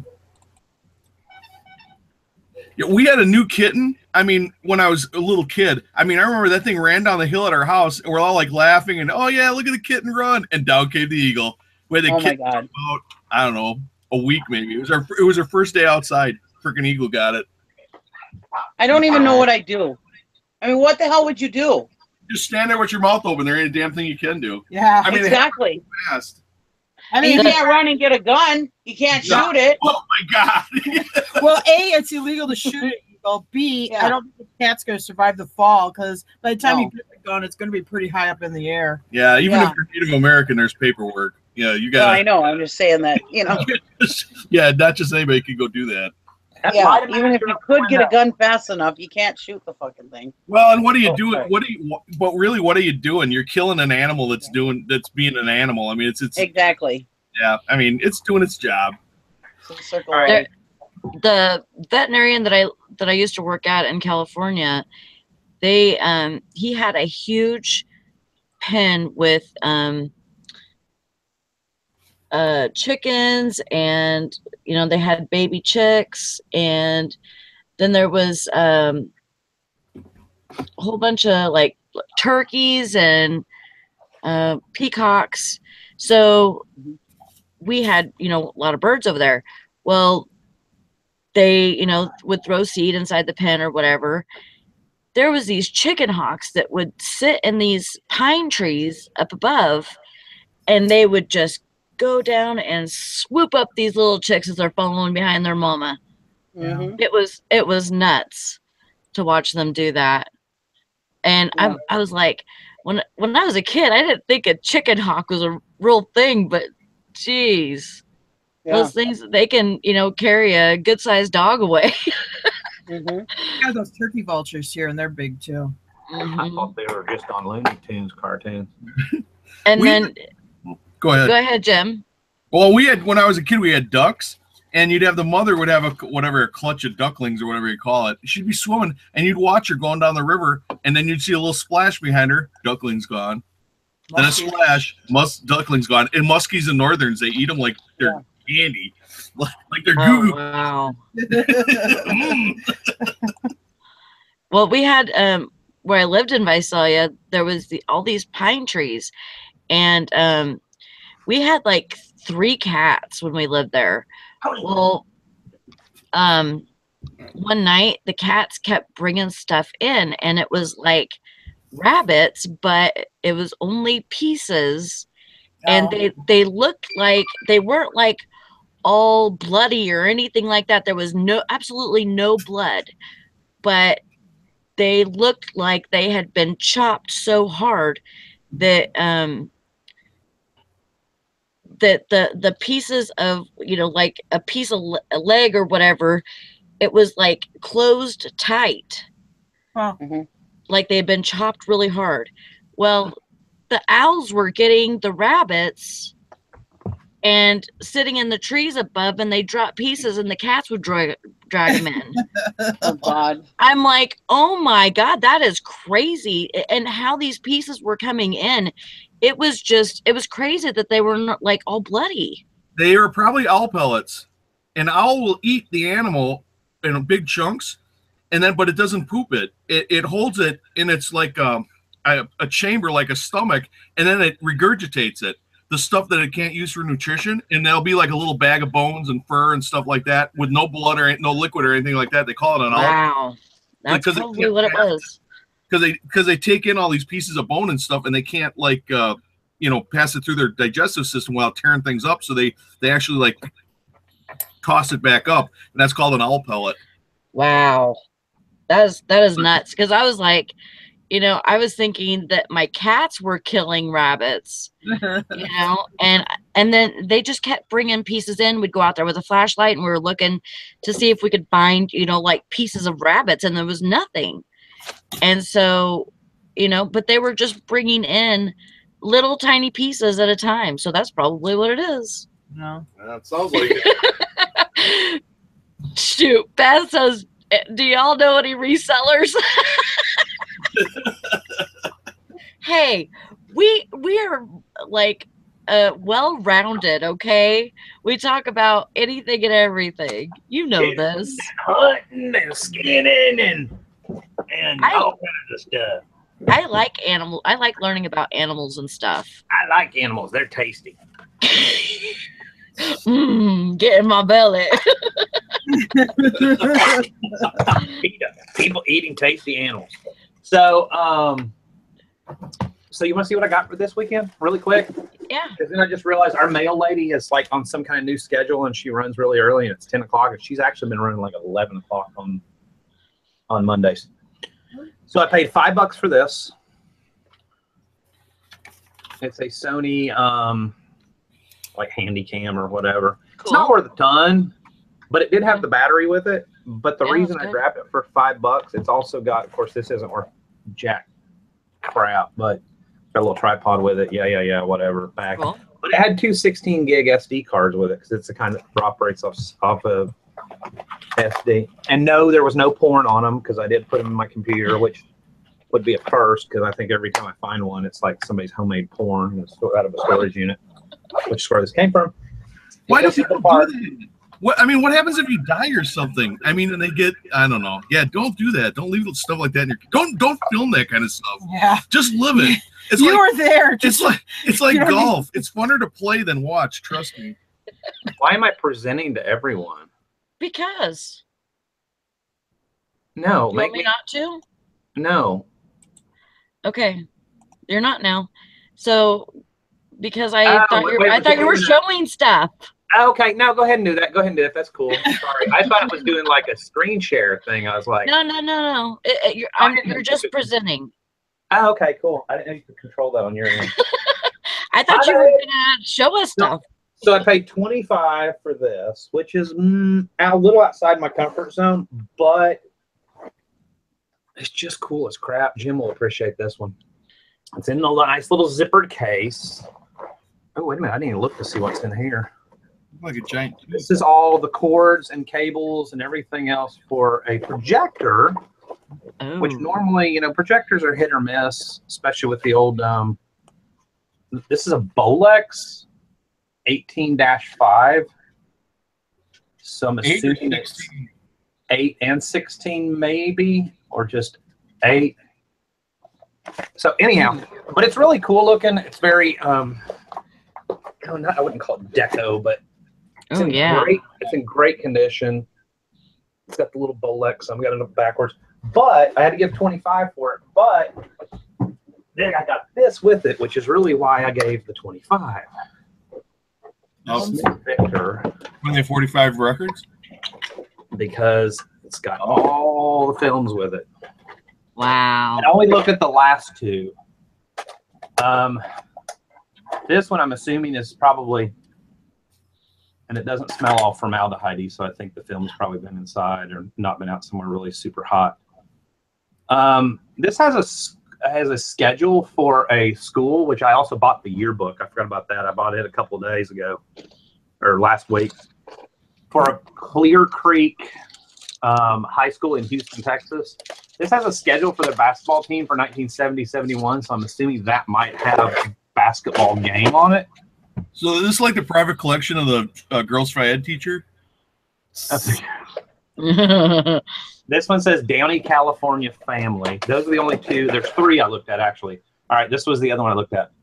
Something 1967, Pass Christian, Mississippi. So they're definitely 1960. Actually, I must have looked at one more because one of them said Disney, I thought. Lloyd something's funeral and somebody's Daniel's treehouse. The funeral. Cypress Gardens, Andy's birthday, Fred's house, Bach Tower, vacations in Florida, 1967. Wow. That's where I got a little bit excited. And these are the ones I haven't looked at. Family, Johnston's Easter, 1966. Jeff Johnston's boat, flood damage in Mississippi, Betsy hurricane. Oh, that's cool. So when was Hurricane Betsy? Who knows? I never heard of it. That's because it was before you're born, probably. I don't think, none of the years you said were before I was born. Let me tell you. Half-year-old, one time in a bar parking lot.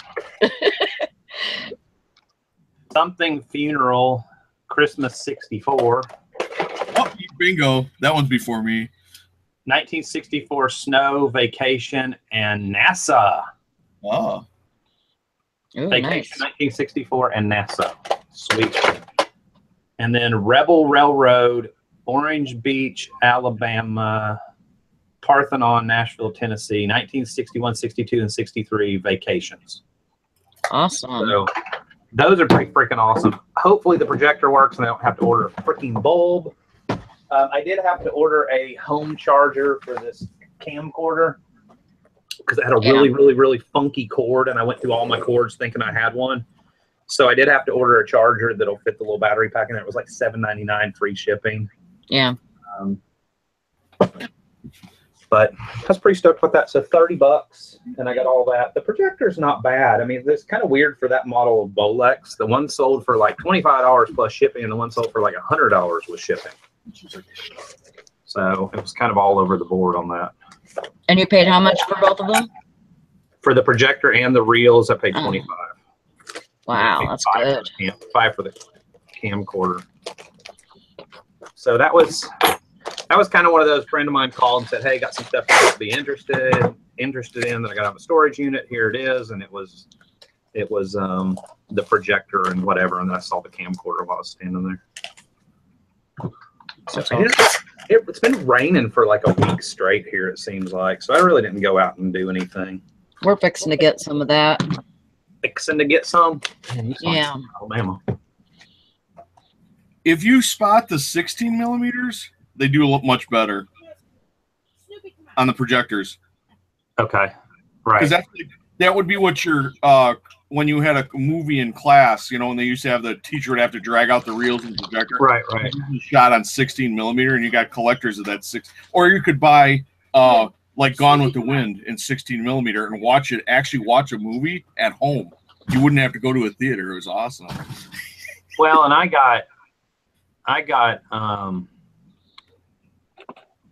still around here somewhere, and I got to remember where I put them. I had some, I think they were 8 millimeter as well. I can't remember, but I may have moved that box down to the warehouse.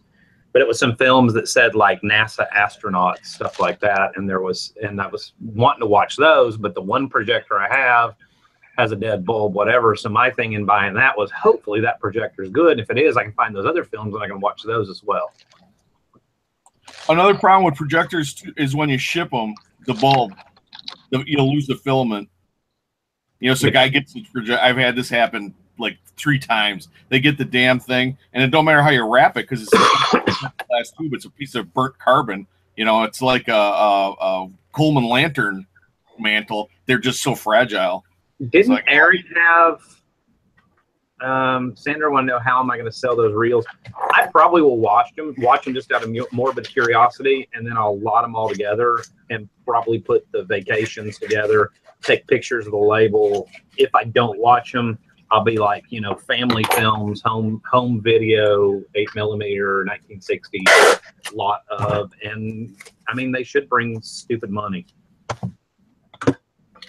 Not stupid money. Like, I mean, I without even looking them up, because I haven't looked at that market in a long time. Hold on. 8mm home movies, 1960s, which is kind of narrowing my search term. I mean, here's somebody that got 2 of them that were Disneyland. Of course, that's good subject matter. Knott's Berry Farm. They got $77. Yeah, you'll get more for 2 of those, a pair of those reels, than you will for that projector. Yeah. And they're a lot easier to ship.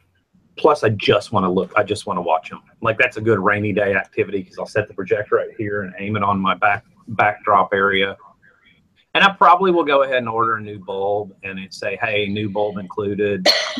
You got me to think about that. That's not a bad idea. What I was doing was I would say the bulb works now.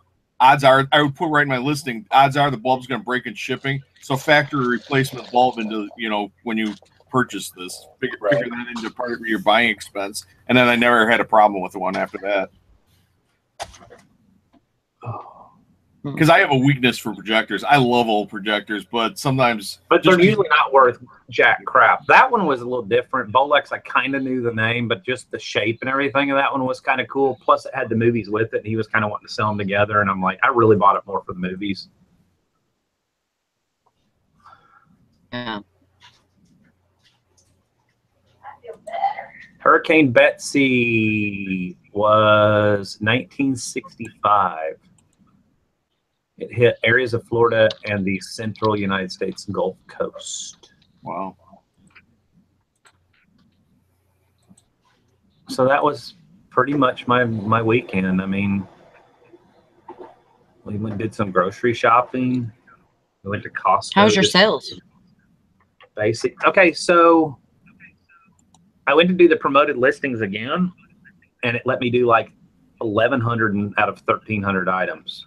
So it's definitely, remember, it was like 950 before. Sales have been way up from where they were. You know, we were down to about $5,000 or $6,000 a month because I'm not going to lie, I've taken about 6 months off. We're sitting at 65.57 for the last 30 days. Monday I did $954, Tuesday $289, $306 on Wednesday, $277 Thursday, $265 Friday, $373 Saturday, and then $114 yesterday.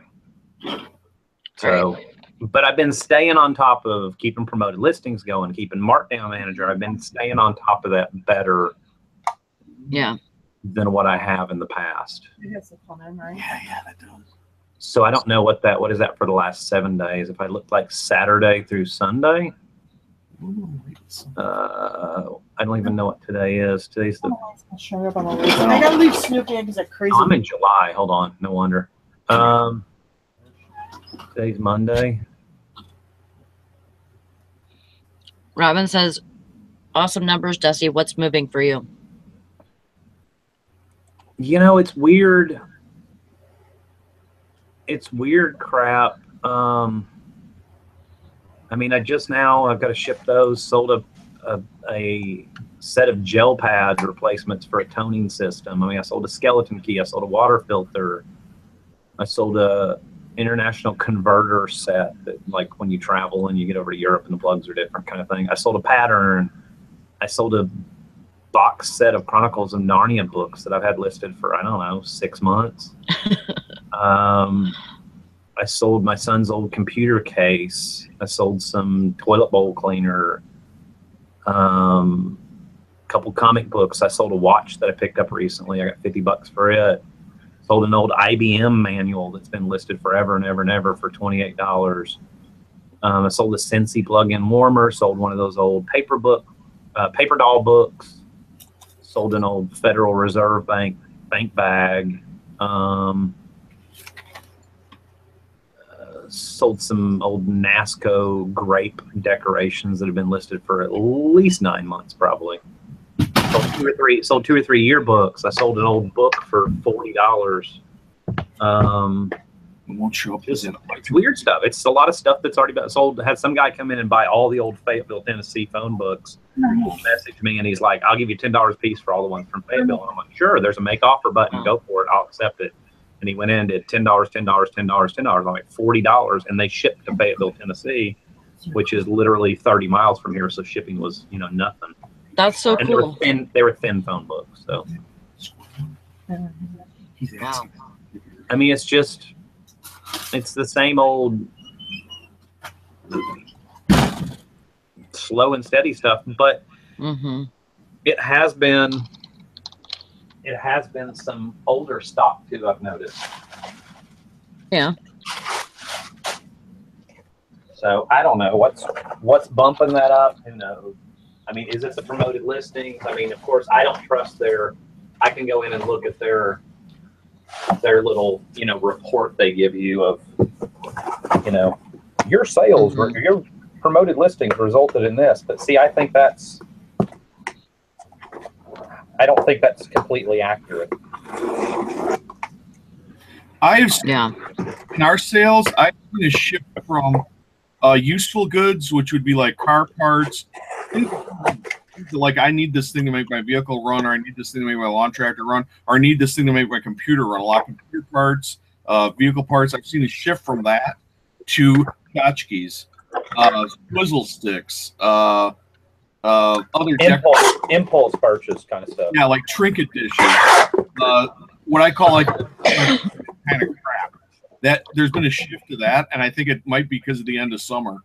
Like, people are shifting from out doing stuff to sitting around the house more, thinking about how can I collect tchotchkes is what is my Radio or a weather station? That's weather radio. Can you bring up the picture? I don't remember what it looks like. Yeah. Well, I think I definitely see and I hate to use the term summer slowdown because I'm apparently not allowed to use that because Scavenger Life trademark it. No, but seriously, they got a trademark thing next to it on their video description. No, but I mean, I hate to say it, but I definitely see. I mean, yeah, I think people are definitely back off of vacation. Warmer weather hesitation buying. Warmer weather hesitation buying, Kristen called it. Ooh, I'm gonna trademark that. Yeah. I think it's definitely people are back and people are shopping.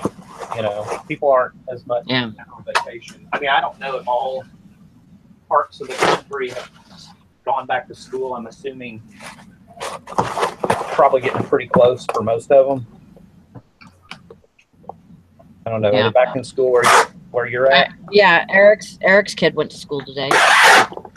First day. Yeah, I sold a Star Wars Return of the Jedi book this morning to that shop Airlines. And do you know what that is, Dusty? Drop shipper. This is my first sale to them. I guess other people have had, several sales to them. We better put the number outside the box. Outside the box. Yeah. So I sold it for $20. The book was this big and was just paperback. I was like, holy crap, I've had that thing forever, and I finally sold it. It's probably been listed for a year and a half at least. Okay, Robin had a good point. She said, I wouldn't really think it would make any difference to promoted listings with more one-off items, like a yearbook. Why promote that? Either you're looking for it or you're not. You know what I mean? Here's my thing. I agree, but here's my thinking on that. Like, for instance, I like to sometimes look for different things from Huntsville, Alabama. So I will go to eBay and just search Huntsville, Alabama.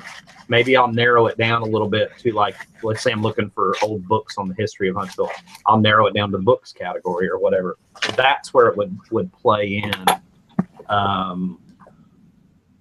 you know, on one-off, on one items that were a little more specific, like one-off items. Like the home movies I just had. If I listed those, yes, there was a little more one-off, depending on what somebody's using for their search term. If they're just searching 1960s home movies, 8mm, then I might not truly be a one-off. Does that make sense? So, I mean, yeah, and I guess there's a lot of people that could view it. I'm not saying that she's doing that, but there's a lot of people that would view it as, well, you're just throwing away money, blah, blah, blah. Well, you know, something kicked my sales back up, and I'm grateful for the, you know, the, I love Trish. She just yelled a bad word from the other room. So, I don't even know what today is.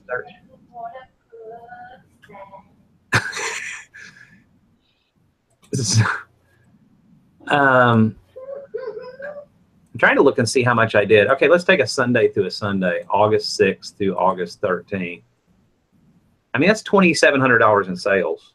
That's awesome, because that's, if I kept up at that rate, that's my $10,000 a month that I want to do. Yeah. That I need to get back up to.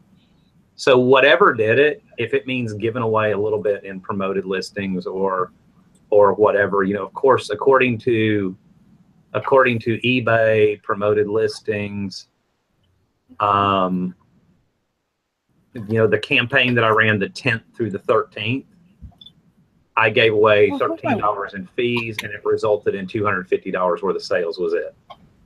You know, according to eBay, the campaign that I started yesterday that ends on the 16th, it's resulted in only $12 in sales. Well, I'm going to call BS on that. I think that momentum happens as well. One item in your store sells and it bumps your other. Other items get a little bit of a bump. So I think it's just overall, not brand recognition, but it's like, you know, getting your stuff out there. And the more you get your stuff out there and the more sales you have, the more your other stuff kind of gets promoted a little bit. Mr. Sadie wants to know, do you lower your sale percentage on your sales to make up for promoted listings? Not really. I mean, the markdown manager I have running now is either 15 or 20%. It's 20%. The ones that I had last week were 15. If you pull all the parts, your parts. At the end of the day, if you're buying your stuff cheap enough, here's the way I view it. If you're buying your stuff cheap enough and you have to give a little bit away on marketing, but you're making up for it by selling a lot of stuff, it's just a cost of doing business. And Jill had a good point. Yeah, if you have a store, you get a $30 credit toward those promoted listings fees. Do you have to go in there and use that, or do they automatically take it? According to them, it's supposed to get applied as a credit automatically. Of course, we know how we all trust. We trust eBay to automatically do. Well, that's good, because I won't be able to remember, I don't think. That was what the Anchor store rep told me one day when I asked.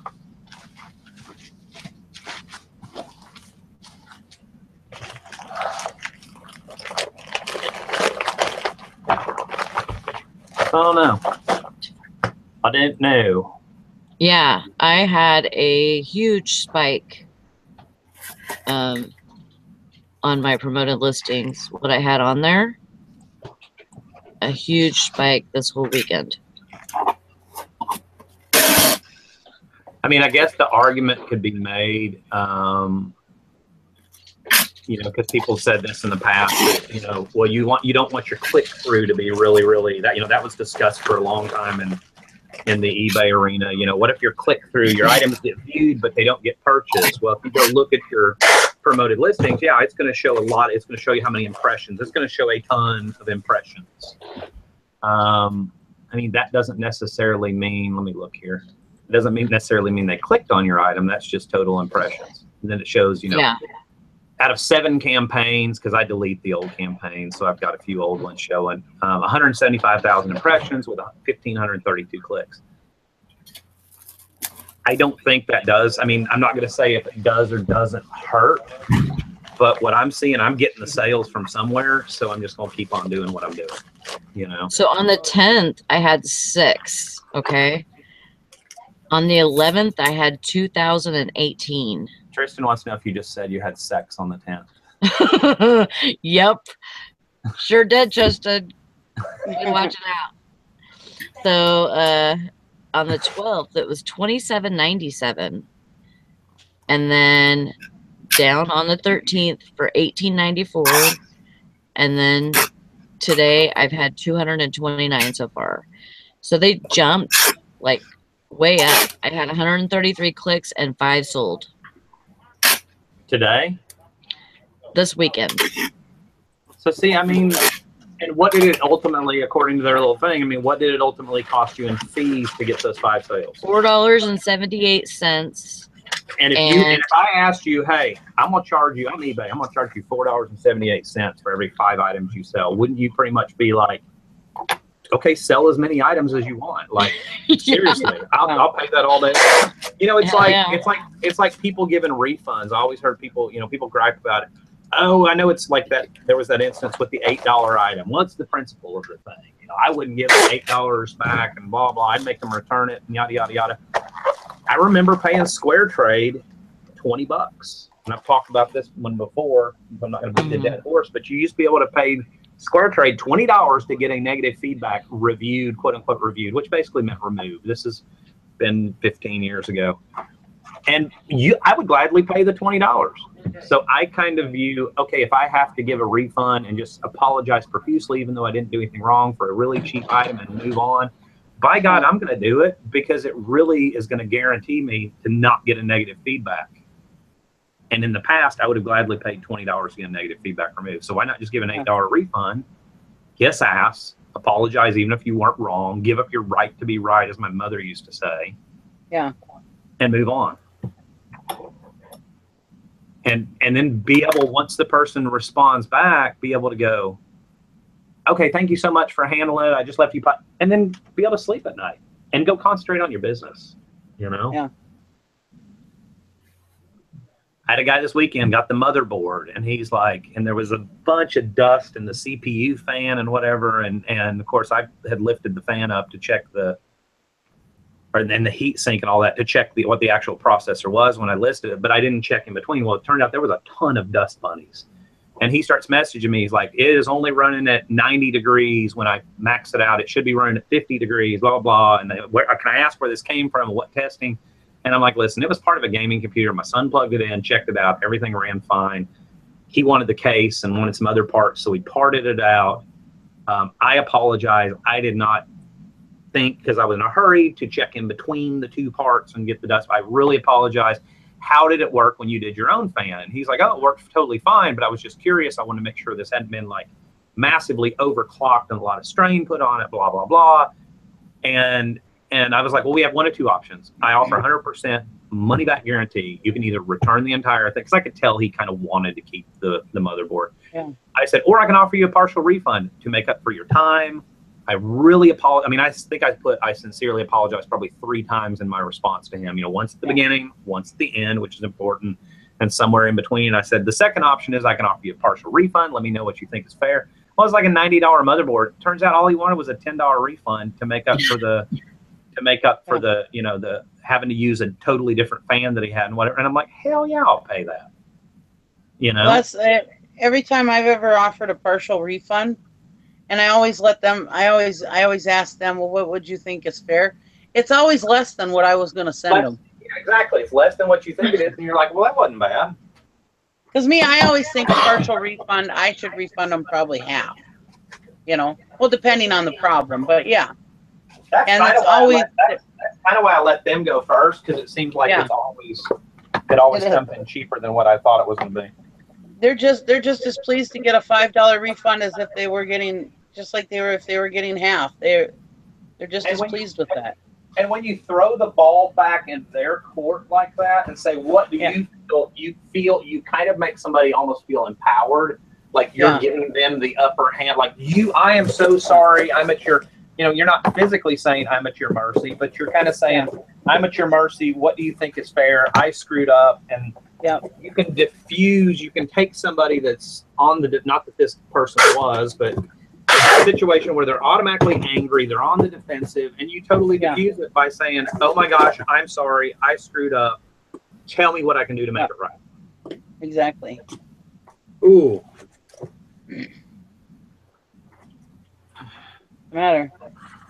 I just ran my finger. I was trying to peel a label, and you know that squeaky feeling when you run your fingernail across something and it squeaks and it makes the hair stand up on your arm. I don't like fuzzy cardboard. You don't like what? Fuzzy cardboard. Fuzzy cardboard? Yeah.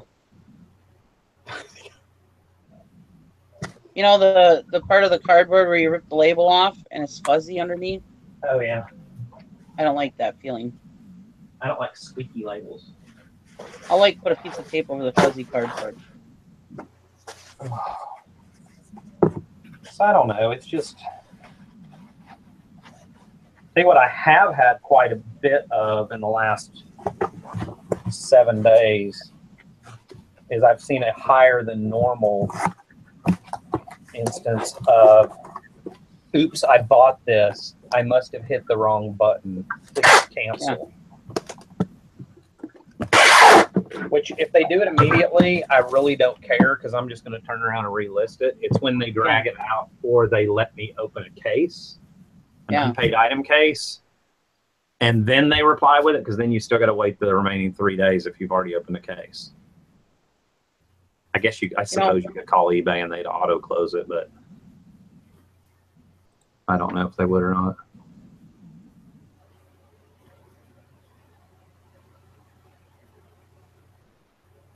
Mr. Sadie said, I guess I'm that guy. It still bothers me that eBay wants more when the whole idea of selling on eBay is you're already paying them to put your items in front of people. I know I need to change my view. Yeah, you're going to have to view it through the eyes of every business has to pay somewhat for advertising or marketing. Yeah. Yes, you're already paying a platform. Yeah, it'd be kind of like having a booth in a flea market. If you had a booth in an antique mall, if you had a booth in an antique mall, yes, you're depending somewhat because you're paying rent or you're paying a commission or whatever. You're paying to have that store display your goods, but at the same time, I mean, you are dependent. You knew when you put your stuff in their store what extent they were doing marketing to, but it's still going to be your responsibility to put ads on Facebook or Craigslist driving people to your booth at that antique mall, if that makes sense. I mean, I see both sides of it. Unfortunately, you're just going to have to change your view on it. I mean, if you want to do it, and you don't have to do it. I think you could still be successful without doing promoted listings, but yeah. For me, I pick the apply trending rate, 4 or 5%. And if that means on a $20 item, what's 5% of it on a $20 item? $1? You know, if that means I got to give away $1 to sell an item that's been sitting here for 6 months, I mean, hell yeah, I'm going to do it. Yep.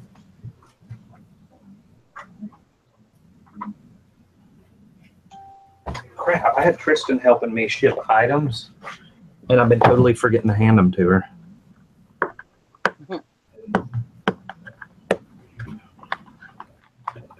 How many items did you sell this weekend? Who, me? Yeah. I don't know. Orders.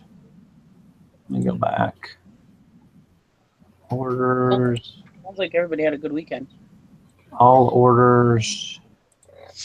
Last 90 days, last 7 days, I don't know. I don't know how to figure. Oh, I guess I could go into sales.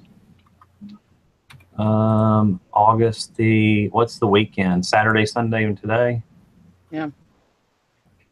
That's at $500. Is what the overview thing says. Nice. I guess that's about right. Yesterday was bad for some reason. I also had a lot of items end yesterday and had to do a lot of relists. So I usually try to catch those if they fall on a weekend. I usually try to catch those as quick as possible. Because I do think you get a bump from newly listed. And I do Yeah. think you get a bump from going, gone, which they don't call it that anymore, but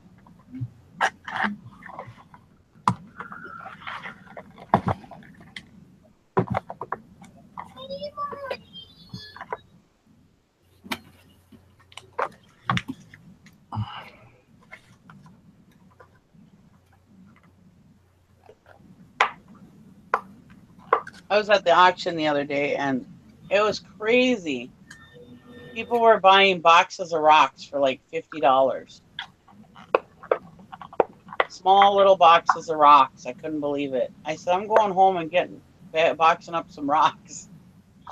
And the auctioneer, of course, he's a good friend of mine. He goes, all you got to do is shake your head. I was like, haha, you're so funny, fucker. don't be fooled by the rocks that she's got. She's still Nikki from the block.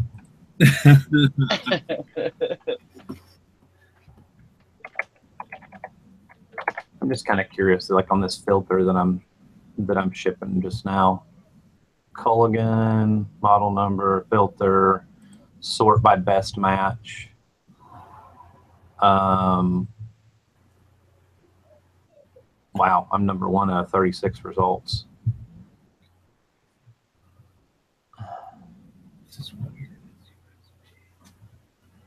Trying to see which ones are promoted though.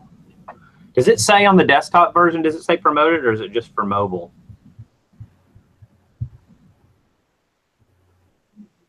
Anybody know? I've only used it on desktop and I don't remember it saying promoted. I mean, if I would look up my promoted listings, it would show, you know, this is what you have to promote, but I would have to do that. It didn't, like when I looked at a listing, it wouldn't say it was promoted or not.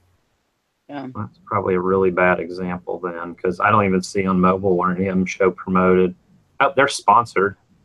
Okay, mine. So if I search Culligan, this model filter, there's 36 results. I have the number 1 spot organically, which is probably because it's fast and free, priced well, and probably that in a combination of top rated plus and all that free shipping and stuff like that. I have the number 1 spot out of 36, and then at 1, 2, 3, 4, 5, 6, 7, 8, 9, 10, 11, 12, 13, 14, 15, 16, 17, 18, 19, 20, 21, 22. At the 23rd spot or so, I also appear again. So on that first page, I got 2 spots. On that first page, which defaults to, I don't know how many items it defaults to, but on the first page, it's actually showing all 36. I got two showings. But to me, that's kind of a good eliminate your competition. You got 2 shots at selling yours versus 1 selling theirs. Does that make sense? Yep. No, Mr. Sadie, I wasn't arguing with you. You know that. No, but that's the good thing. You know, we all do everything differently, and that's how we learn from each other. I mean, sometimes some people have better ideas than we do, or some things work better for others than what works for us. You know, it's good that people pipe up and say, hey, you know, this is what I mean, I think. guess it'd be like, you know, if I told you I could massively increase your sales and all it was going to cost you was 5%, and you're sitting there going, man, I'm not selling anything, sales suck, I'd really like to have some cash flow. And then by giving away 5%, you could have a ton of cash flow or a lot more sales. Would you do it? I mean, I think the average person, well, I'll tell you this, if you say no, I wouldn't give away 5%. If you just flat out say no, then you're probably in the wrong business. You know what I mean?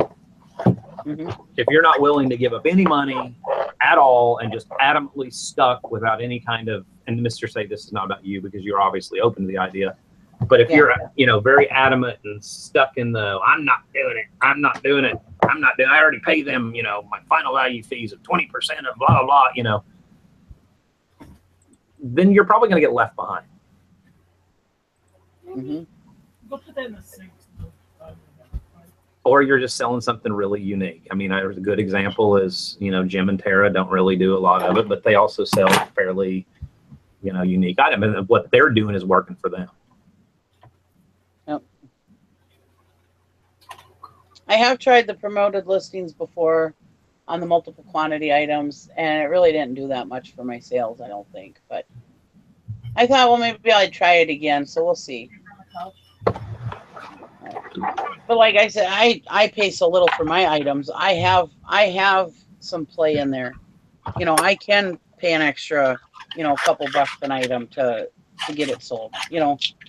Well, and And it also depends on what you're. And I'm not talking about you specifically. This thought just jumped into my head. It also depends on what you're selling. I mean, if you're selling items that are fairly obscure, that you know only every once in a while is anybody going to actually be wanting that, or that are completely flooded, and you're one of 800 people listing the same thing or whatever. I don't think that there's any amount of anything that's going to necessarily make your item sell. You got to have something that's desirable to begin with. Yep. And that was totally not directed at you. No, I didn't. It was just, or like the lawnmower repair parts that Jim and Tara have, it's going to take the right person coming along that needs that particular, I don't know, carburetor rebuild kit for a specific model of lawnmower carb or whatever, It's not just automatically going to sell because you did promoted listings.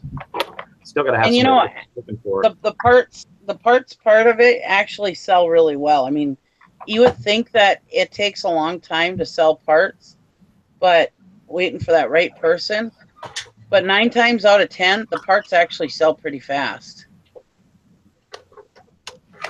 I mean, yeah, once in a while you get that obscure model that doesn't fit anything but that one thing. But there's a lot of parts that are universal too that work on many different models.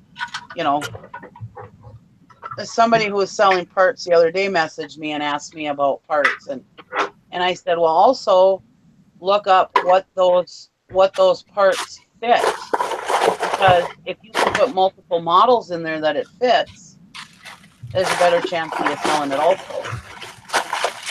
Right. Like our tractor parts, you can use the same part for multiple different tractors. Certain parts. Things my tractor. I think with parts you have a weird thing. It's a commodity. You got to make sure that you're priced competitively as a commodity. But the other thing is, like you said, sometimes you have that obscure, like a weird wheel horse. To the person who needs it, it's priceless. But honestly, that person may not come along for 2 years. Weird. It's not like gold where everybody's gonna want it all the time. It's going to be something like gold where everybody wants it all the time. And then some things are obscure. And so it's kind of a commodity, but not. And we also don't have many parts where we have like 50 parts, because when we bought out that battery place, he had like on stock what he needed to repair vehicles, which would maybe be like 5 units of one part.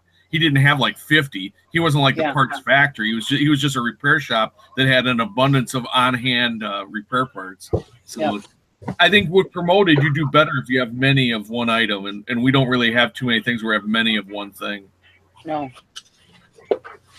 It's good. I think promoted listings is great. It's just not for us. It wasn't a good fit. But I mean, if you're selling like Amazon type, like you bought a huge amount of like a retail arbitrage item or something like that, yeah, definitely.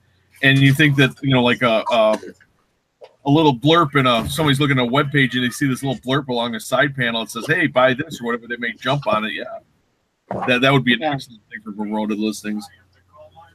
And you're competing with like Amazon or something, so it gives you a jump maybe. Yeah, more of an Amazon type thing. Yeah. And Amazon-esque. I invent trademark. Well, and that's the thing, like my stuff, sells pretty good itself without having to do promoted listings, because I have a lot of obscure stuff that specific people are looking for.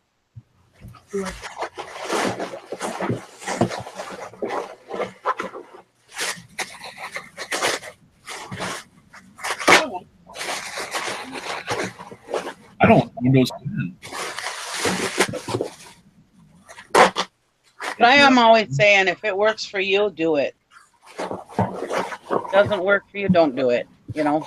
You should always try stuff. I mean, if you don't try anything, or like Doug said, if you're afraid to invest a small percentage to get, I mean, you're probably in the wrong business. I mean, you need to take risks in this. This whole business, not a static, safe, secure thing. We're always rolling the dice. We're always taking the type of business we're in. If you can't take chances, I mean, this is probably not for you either. Because there's somebody else out there who will take chances, who's going to run you over. I think if you list your items, and then if you're gonna be a person that lists your items and then sits around and wonders why you don't have any sales without doing anything proactively, you're always going to sit around and wonder why don't I have any sales. I mean, it's not a. Yeah, it is eBay's website, and they should, push TV commercials and do some things and do some other stuff. But at the same time, there's still stuff you got to do on your end, I feel. Yeah. To push things to your items, whether that be, Cassini gives you a bump by actively listing every day and answering questions quickly and shipping your items quickly, which is 3 things that I believe personally do make a difference on whether or not your items show up as well in search, whether or not you're an active seller. That's just my theory on it. Hey, Dusty. Hey. Real quick question. Do you do the apply trending rates? I used to do like a really, really high rate, and then I went to apply trending rate, and I didn't see a bit of difference. So I do apply trending rate, which looks like it typically ends up being about 5 to 6% on most items. So I think for somebody wanting to get their feet wet into promoted listings, I would just try the apply trending rate, or just do 5% all the way across the board. Yeah, it's between 5 and 10 for me. Yeah, some items will be a little higher.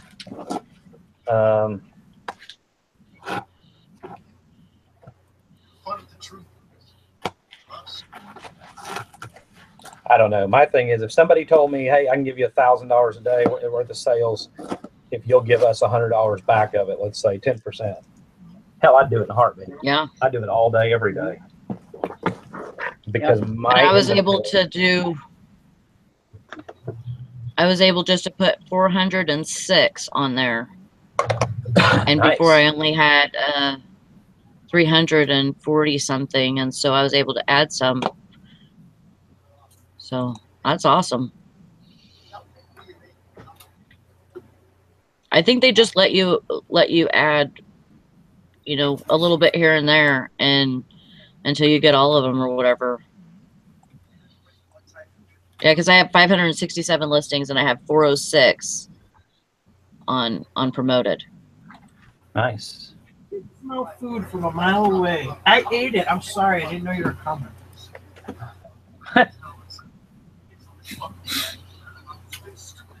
Good Lord. How do you smell that good?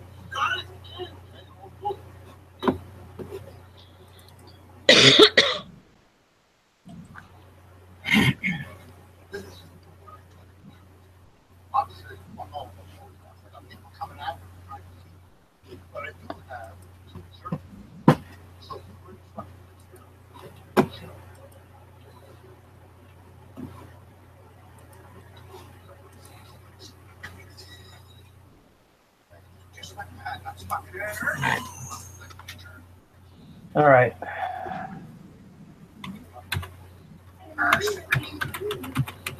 Well, that sucks. What happened? The very last item I had is going to end up having to go home delivery.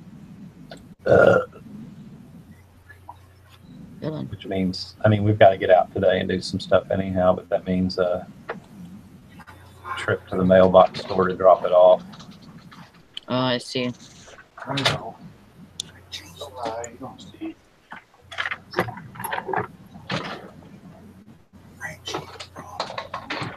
Grandma's Magic Classic said a couple days ago, set up a sale on Markdown Manager, and then after a couple days noticed nothing was on sale, had to go back in and set another sale even though the one said active.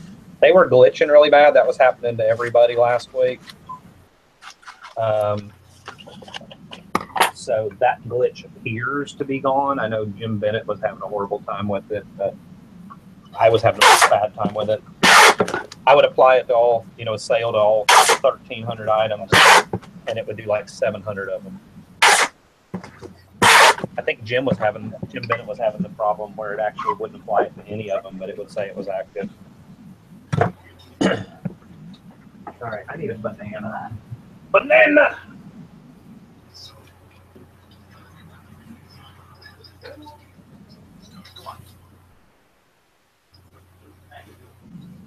Do you want to go? Okay. Here you go.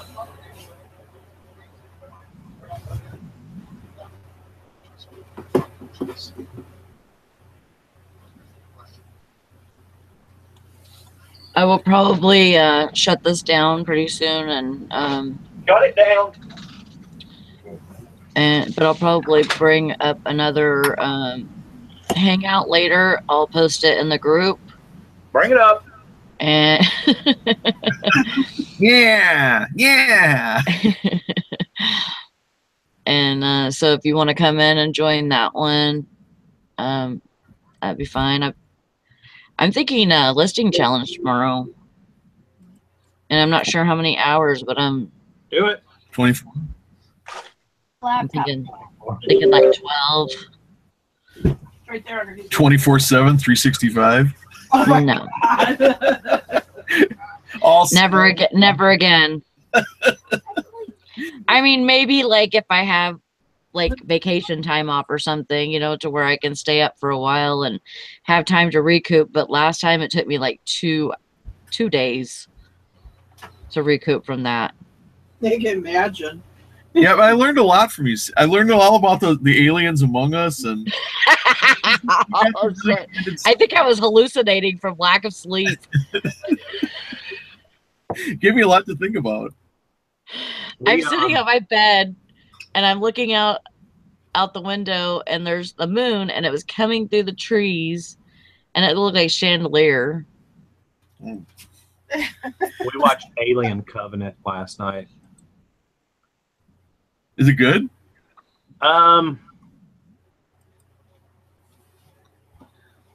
Yeah, it was actually, even if you're not into Alien, Tristan was like, okay, I've never seen, she said, I saw Alien versus Predator. I'm like, it's fine. You don't need to. Oh, yeah, I didn't care for it. It's kind of more the backstory. It's kind of like they did with Star Wars. Now they're going back and doing the prequel kind of things. I like Alien. I like the Alien franchise, but Alien versus Predator, I didn't really get. I didn't really get. I thought Prometheus was good. Prometheus, I thought that was a good one. That was good. And we also watched, we were kind of on a movie kick last night. We also watched, now I got to look at my phone and see what we watched. Movies.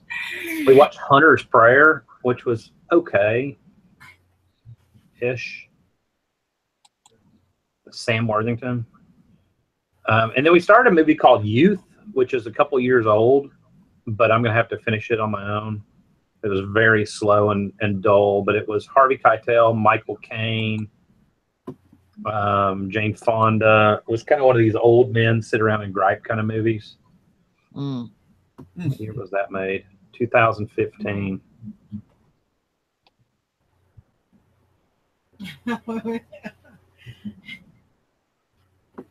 got a couple more movies that are on our thing that we've got to watch. We watched The Dinner.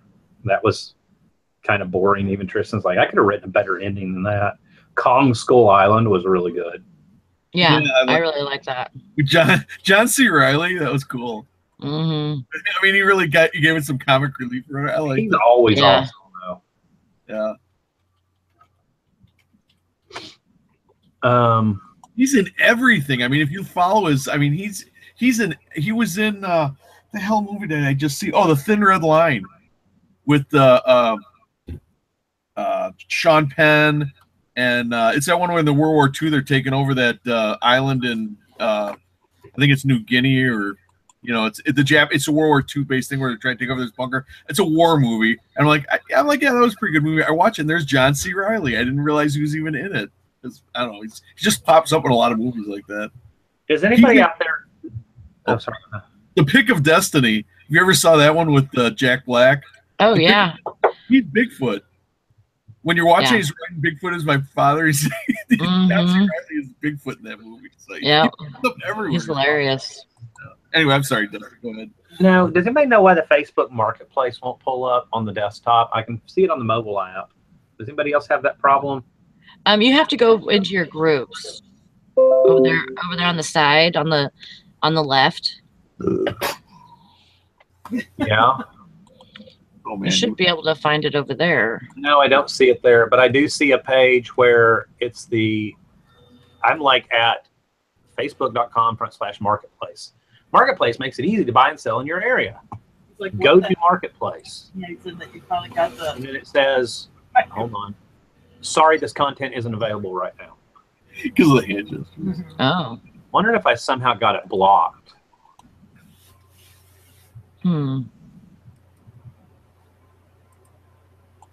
Let me see if I can see it. Yeah, on the left, it says Newsfeed, Messenger, and Marketplace on mine. Nope. I have Newsfeed and Messenger. Yeah, so maybe you do have it blocked. Edit preferences. Well, how the hell did I block it to begin with? Are you in I any don't freaking know. sales groups in your area? I used to be. I dropped out because they were stupid. Well, maybe that's why. Maybe you gotta be in a local sales group. Beth says open up Explore on the left. Open up Explore on the left. Okay, I open it up. Groups, events, pages, find friends, friends list, moments, games, fundraisers, live video, pokes, suggest edits, game feeds, page feed, photos, offers, saved, payment history, buy and sell groups, recommendations, jobs, order food, town hall, creative frame, recent ad activity, and weather. I mean, I can click on buy and sell groups, and it suggests my local buy and sell groups. That's it.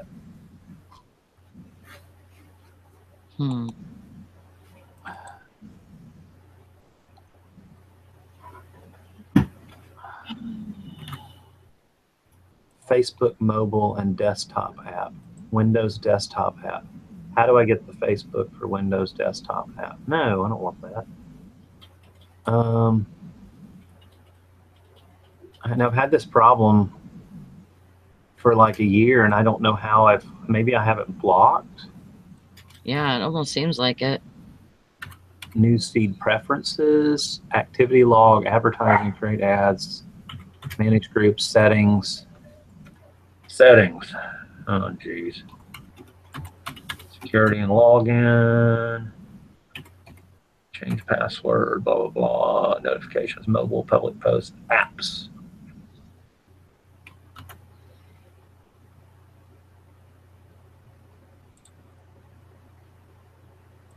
Okay, I'll enable apps because I had that disabled. Game and app notifications. They're turned off. Oh, are you done? Yep, I'm done. Did you print it? I'm trimming it right now for you. See, I don't want to print on this half. Nope, still not there. Start over explaining stuff again. Put my man information in. Facebook Marketplace doesn't show up. Apparently, I'm not the only one to Google that. You need to input my man information. Here. That looks like shit. Yeah, make sure that bark. Well, I mean, look at this thing. It puts looked the- like a 1-year-old trimmed She it. puts mode on a 90-degree angle on the edge of the box. It does not. The post office lady's gonna kick my ass. Well, oh yeah, look at this. This looks like I don't know. Looks like a beaver was chewing on it. Wow. We'll just beat that out of that box straight. I can't even get the back off of it. On the black laptop. I don't know. Dad's got it. Dad, where's the charger? Honey, I haven't used my laptop in a week, so I don't know where the charger is. You guys been using it? I didn't use it. Your mother and your son. I haven't used it. I spread the blame evenly. Oops! I put it right around the corner. I don't know how I would have blocked it. Settings blocking. Oh, hey, Block. Okay, hold on. Settings, blocking. Where was you using it? Scroll down to, that's gonna be awesome. This I is my. blocked it. Block apps. No, I have Farm Heroes Saga, Water Splash, Fish Rescue Story, Forest Rescue 2, Cookie Jam, Domino World, and Farmville 2. That's the only thing I have blocked. Because I got tired of people. So-and-so invited you to play Farmville. So I blocked those. That's the only thing I have blocked. Pages, I have, well, I'm not going to say what they are, but I have a couple pages blocked. And it's not Marketplace. Megan and Beth said that's where theirs is under Explorer. Oh, it's not there. And now I'm reading a Reddit article.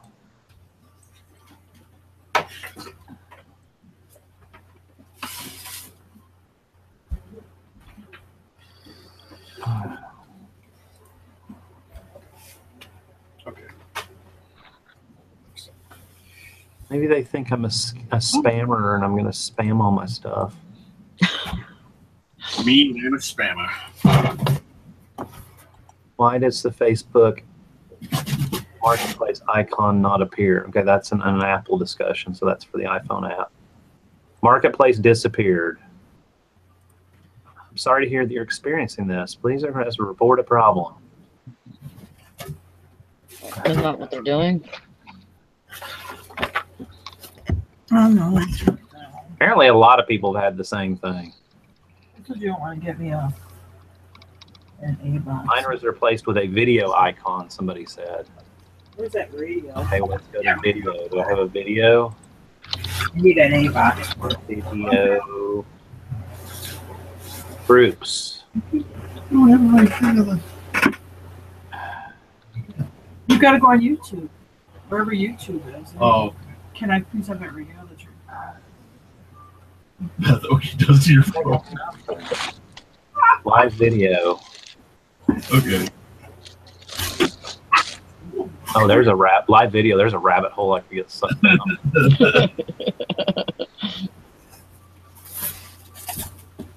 Okay, go get me an A, Jim. Okay. Now people are in this discussion are yelling at Walter, the Facebook employee, Facebook help team, and saying, quit telling people to go to the Facebook help page because nobody's helping us. Oh, I'm probably bringing What size? priority order. Okay.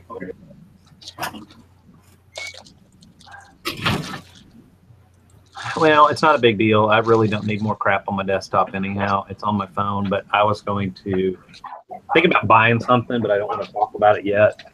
And I was going to show it privately once we're done.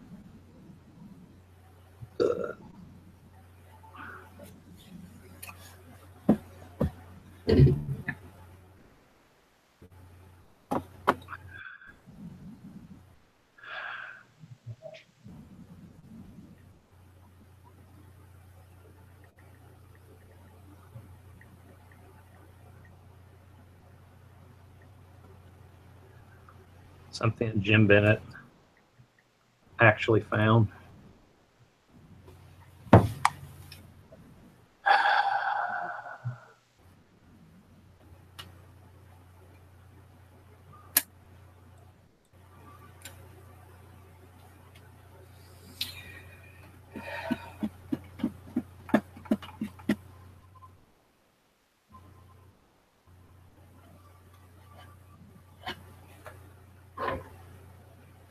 If you're a smoker and you get your, hopefully you get your coupons wherever you get them. We get ours on the internet. We have apps on our phones, and we also get Marlboro and Camel coupons in the mail.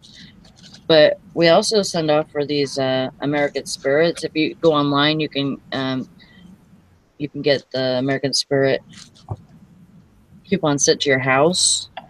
They sent us 2 days, or what was it? No, probably a week ago. They sent us, me and my husband both, coupons, 2 coupons each for 1 pack for $3. And then they just sent us 4 more. So American Spirits are not cheap. Here they're $8.03 out the door. Wow. For a pack of those. So because they're all natural, and they know that people that are dedicated yes, to smoke those. No additives. Yeah. Jack Smack asked, what are the legalities of selling baby formula on eBay? I know you're asking about the actual legalities, but I will tell you this. There is a new pop-up, because I sold some a while back, that specifically warns you, and don't quote me, but you know how, like, if you're selling a World War II item, and it even suspects that it's Nazi-related, it'll give you a pop-up. Make sure you're not selling an item regarding, Nazi Germany, blah, blah, blah, and it'll take you to their page. It does the same thing with baby formula. And I think it said something to the effect of, cannot be expired, cannot be one of the units that says not for retail sale, like the free ones they give out in the hospital to get the moms hooked on their brand of formula. The actual policy on eBay's page says baby formula can be listed only if all of the following conditions are met. Your listing specifies the expiration date of the formula and includes the following text. This baby formula is not expired. The expiration date is blah, blah, blah. It is against eBay's policy to sell expired baby formula. We recommend cutting and pasting the item description. Second stipulation is you deliver it to the buyer before the expiration date. Number 3, the item's packaging is intact. Number 4, the container and its contents haven't been tampered in any way. Number whatever, the item has been stored safely. Blah, blah, blah. It doesn't say anything on their page about not for retail sale. I would avoid it. Now, as far as the actual legalities, which is what you asked, how are they going to know if it's WIC or not?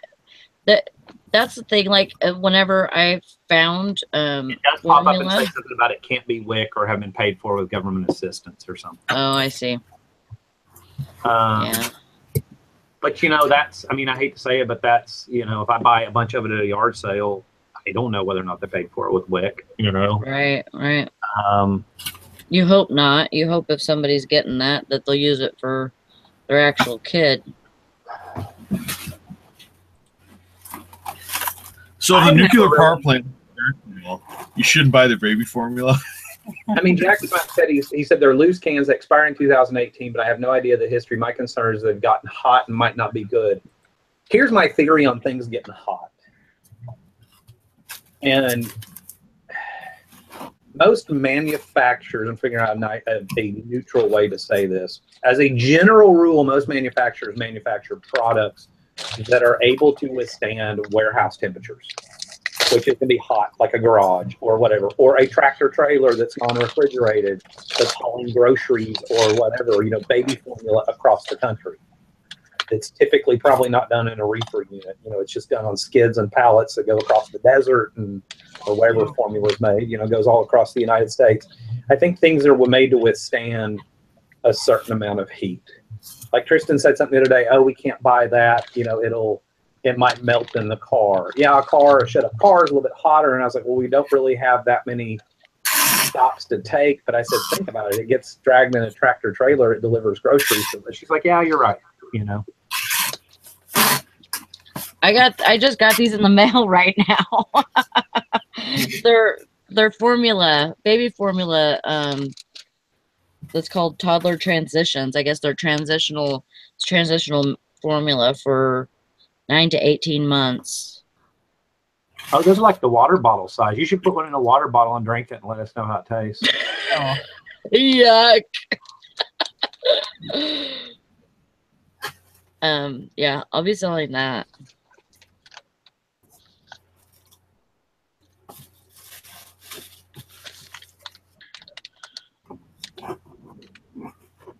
Yeah, and if the same thing with like in the mail, like you don't know how hot it's got, but I'm pretty sure the damn company's not going to send it through the mail if they know that it's going to get hot and, be gross. They got to have some kind of He meant hot as in degraded quality of it. MREs, for example, MREs, which are meals ready to eat, like Army meals. You always have to make sure they've been stored right, or else the use-by date is up for debate, and the orange dot sticker will show it. If you're hesitant on it, I would say don't do it. I don't have any qualms really doing it. Yes, no, I don't want to hurt somebody. That's the last thing I would want to do. Right. Oh,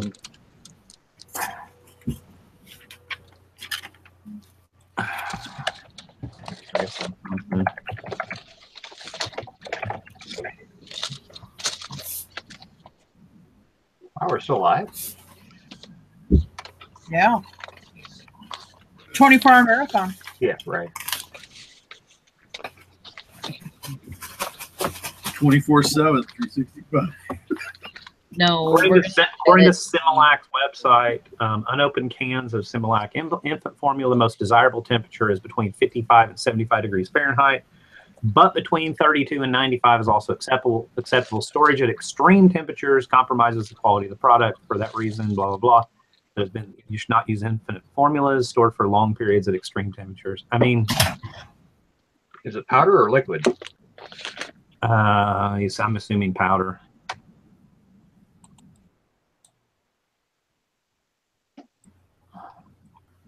I mean, I don't know. We used to get cases of baby formula. We used to have a friend of ours that was a hospital administrator type, and he would go, yeah, come around to the back deck, and he would give us cases of that when the kids were little, of that not for sale stuff that the Abbott Labs and stuff gave to them. And we go around the back in the warehouse, and it was 110 degrees in the warehouse. They were giving it out over the, throughout the hospital, and there wasn't any problem with it.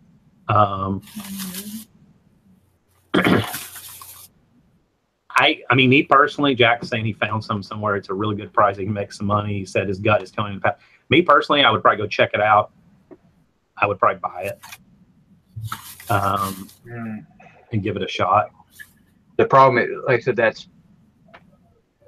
but that's me. Where are you getting it from, I guess, would be the key, is because that is like one of the #1 theft items out there.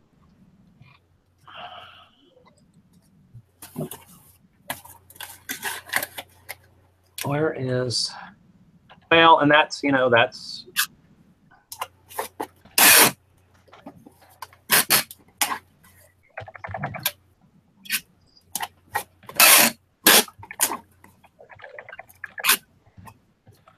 Now, I wouldn't buy it unless I knew the seller and knew where it came from.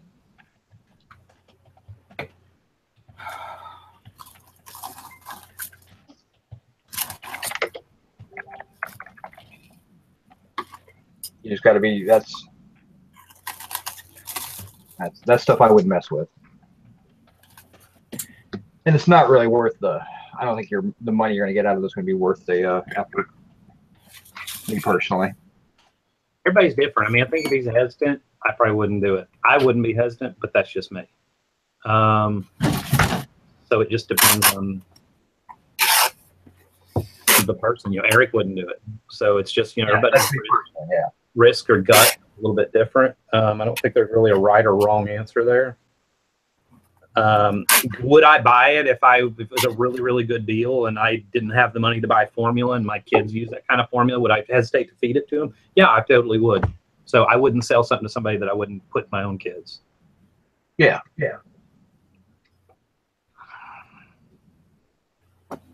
Eric, I just sent you a link. Got it. It just came through. All right, we're going to shut it down. Okay. See you guys tomorrow on Chick Picker's channel. Comment, like, subscribe, whatever you feel like doing. And we will see you tomorrow. I think we're going to do a listing challenge tomorrow, probably. So be ready. Bye. Have a good day. Bye. Get lots of sales. Bye-bye.